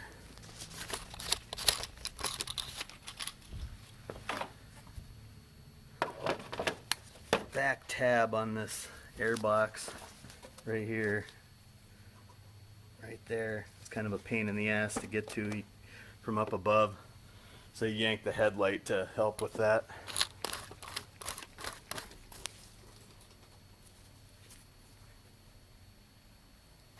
Alright, position that camera in the right spot.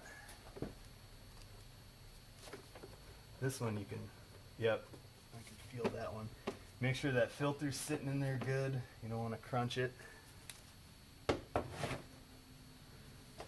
Now, get to slide this under. Woo. I know I took it out all as one piece. Maybe I should try that instead of this. Might be easier. Let's do that instead. Alright, let's try this. I'm missing a clip on this one. Looks like it broke off at one point in time. I think it's sealing just fine. Alright.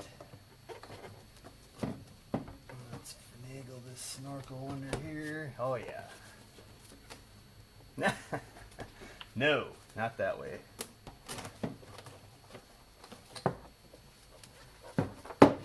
Box side in first. Alright, that works better. Maybe I should have put this, should have put that in last, because it looks like it's in the way. Ah, man. Well, I hope that you're all learning from what I'm doing here. There's not many guides on how to do any of these repairs, so I'm pioneering this whole thing. Okay, so I got that line up and out of the way. We're gonna put this back to box in first, and then get this snorkel on there. Beautimous. Now we'll get the box mounted back on its perch. Okay. Oh, sure, I can't. This front one's a little difficult to locate. Oh, she's snapped down. Alright, alright. Damn cat got back out in the garage. She's crawling all over my car again. Okay, so this is back in. We can set. Go back to putting this in place.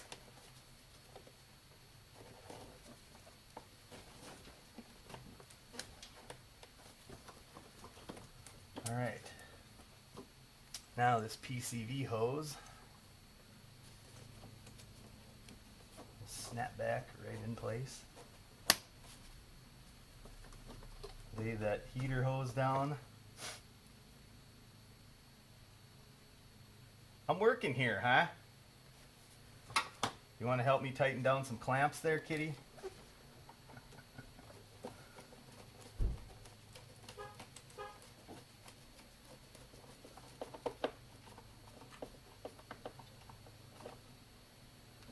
Who's home, Harley? Alright, we're going to snug these clamps down. Oh, that one already is, duh. And I got to fish out my MAF sensor connector, which I think I buried when I put the ear box back in.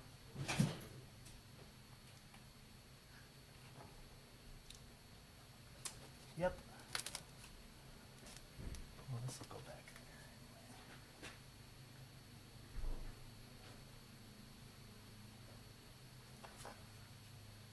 anyway. Okay. Here's a lesson for you. Make sure your MAF sensor connector is up and hanging out of the way. Okay, it turns out I didn't bury it under the car. I had it wedged up here on the wheel well. Duh. So remember this little red tab? Clicker in there, push the tab in. I gotta remember to put this blue clip back on the emissions holes here. for the second time. Shenanigans are afoot in the jackwagon garage. Cat got out, she's climbing all over my damn car. You're lucky I'm paint correcting this car on Friday, Cat. Scratches all over the damn car. I don't know, I'm assuming. Okay, ignoring her now. I went around and made sure all my connections are tight and everything looks like it's back in place. I don't see any electrical connectors hanging anywhere. All the emissions hoses are back. The coolant recovery tube is back in place. Checking that power steering reservoir. And I think what I'm gonna do is hook the battery back up.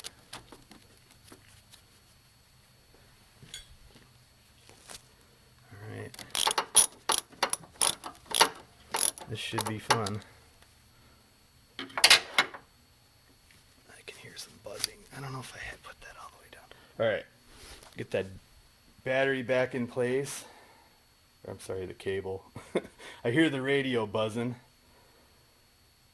Okay, battery's hooked back up. We got the bar back on. We're ready to rock. Let's do it.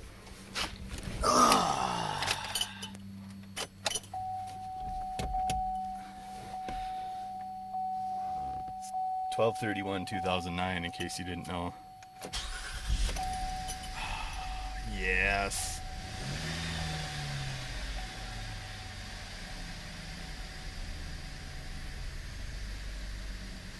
No check engine lights.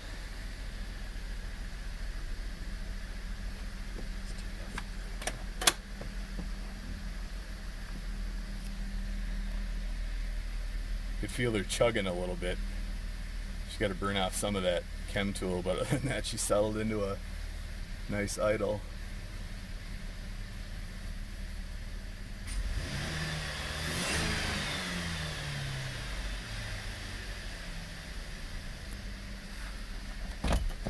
Check her out.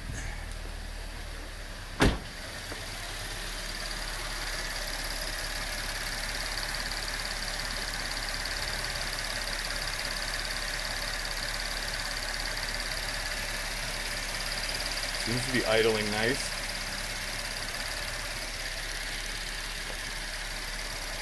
Well, there you have it. It's been a long few days here. But now, at least somebody's done a video to show you that it's easy to do. If you take your time, you can get it done. I guess my conclusion to all this is, I really don't think those valves needed to be cleaned. And honestly, I don't think that catch can is really necessary on this engine. I'm gonna say it. I mean, I got spooked after I bought this car reading all the stuff on the Camaro forums. None of the Impala forums have anything about this engine. Just people arguing over whether or not you should use a catch can. No empirical, whatever that word is, evidence of whether you need one or not. Well, I just did the proof. On this Impala 2012, I don't think you need a catch can. I'm keeping mine in for the fuck of it. I'll probably, if I go to sell this car, I'll probably take it out and put the regular line back in. 158,000 miles, those valves didn't look as bad as what those Camaro guys were showing on their LFXs after 40,000 miles. So I don't know if it's a Camaro only issue, but on this W-body Impala 2012 to 2016, honestly, I gotta say, I don't think you really need that catch can. But I don't know, whatever. I was getting a fault code on that number 6 injector whenever it snowed out, so I'm glad I at least replaced those injectors.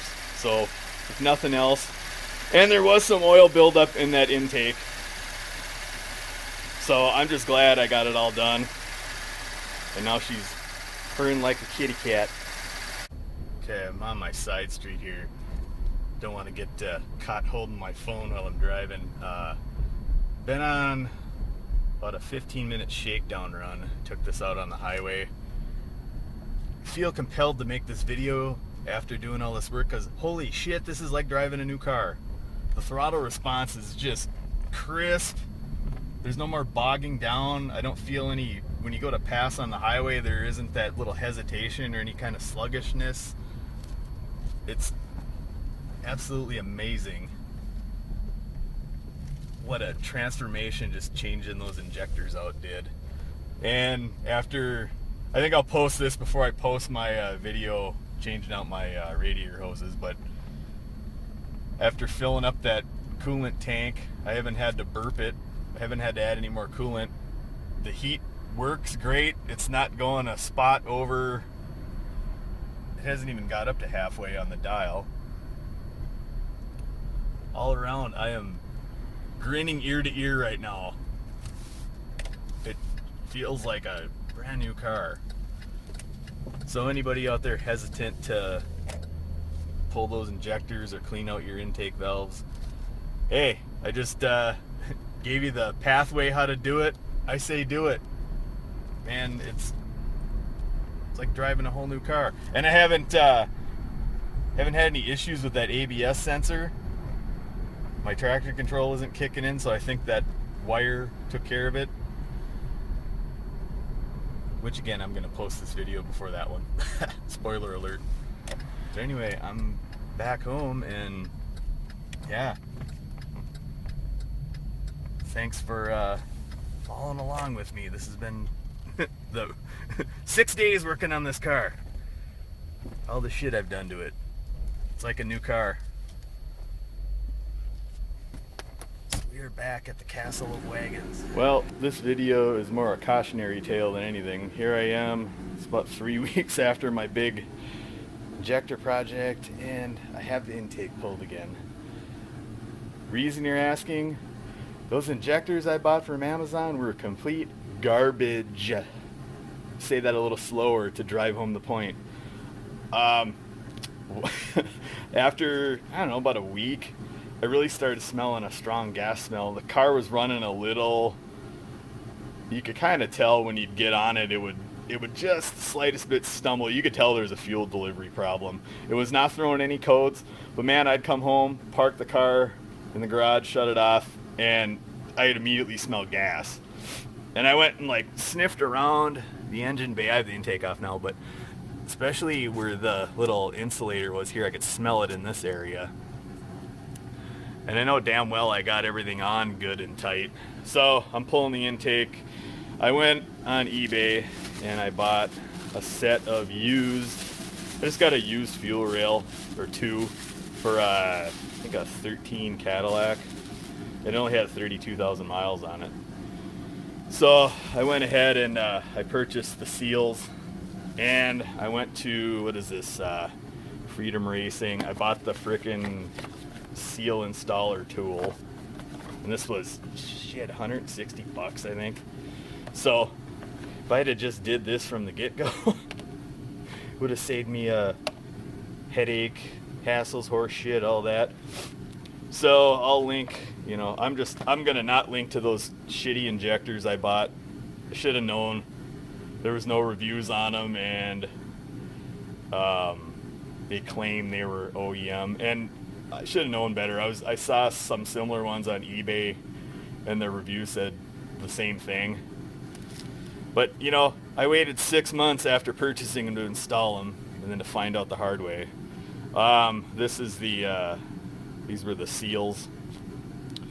You need to essentially, to put them on the tip, you need these two special expanders, because there's two, and then this will drive them over, and then you need to resize them, and that's where this comes in. There's two sides to it. So that's what I'm doing now, correcting something I should have did from the get-go. But you know what? Now I know how to pull all this apart. So that's just a little update on that. And I'm going to reiterate, I'm going to pull that damn link out of all the descriptions on those videos I posted. Do not buy those shit injectors.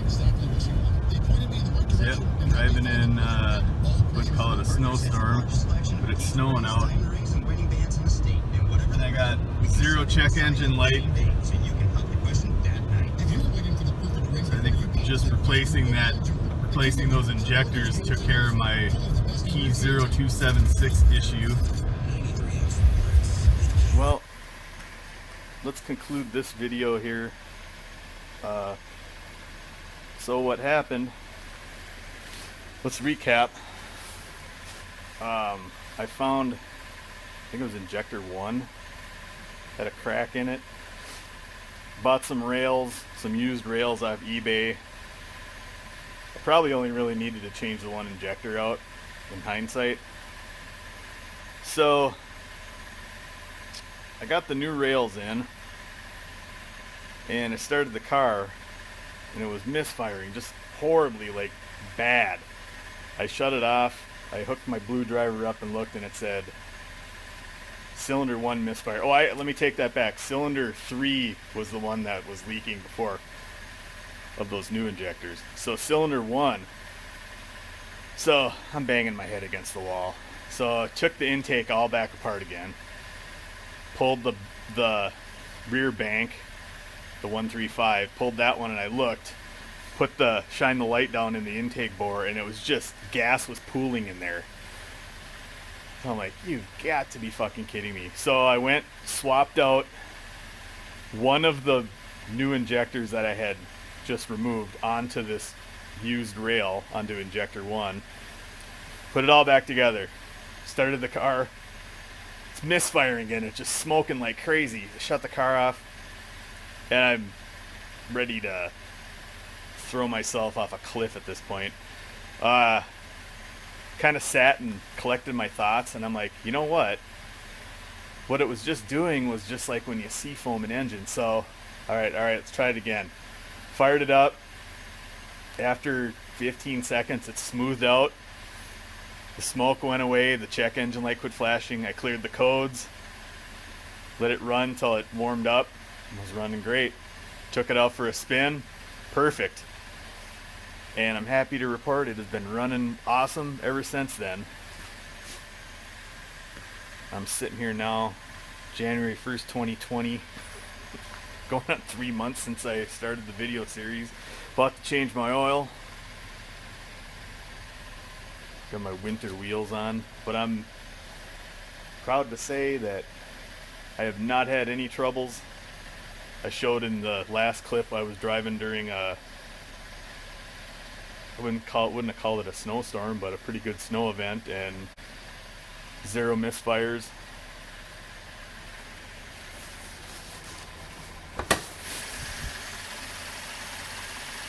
You can hear it now. Smooth as butter. And yes, I'm keeping the catch can on. I would recommend against it. I'm keeping it on. So anyway, there's your conclusion to my series on the intake cleaning / injector change out. And we're back. Thank you for watching. And hope you made it all the way through. I mean, without skipping too much. I apologize for that camera shot of me getting the injectors out. Someone had wondered if it was fake. No, I'm just recording this on my Pixel 3a, and if I had a GoPro, maybe I'd strap it to my head and zoom in when I was taking those rails out. Just, it was easier at that time to just turn the camera off because I was in the way anyway. I needed both my hands. But I can assure you, I did this all myself. And here, it's been about 10 months. And here's the car running right now. I don't know if you can hear that. I have not had a single check engine code since all this. It's still running great. I'm trying to run 91 octane in this thing. Trying to go ethanol free, which is kind of difficult where I live. Yeah. Any questions, hit me up. I wanted to mention I'm gonna link to some videos from YouTuber Watch JR Go. He just purchased a 2010 or 2011 Camaro with the LLT that was gunked up to hell, and he had I want to say he spent $350 to have a service done. B&G. I'll link to all those videos. Something to think about if you have one of these high feature engines. He managed to get the thing looking immaculate without tearing it apart. And as of now, I'm waiting to see his video where he replaces the timing chains. But it's something good to watch. I guess my point is keep up on your maintenance. These high feature engines are not like the GMs of yore, where you could run your 350 or your 3800. You could run 10,000 miles past your oil change due date, and the thing would run forever. Those days are over. You need to be meticulous on your maintenance. As somebody's almost hitting into me. Let's get that license number. He didn't hit me. From Wisconsin, no wonder. Anyway, squirrel!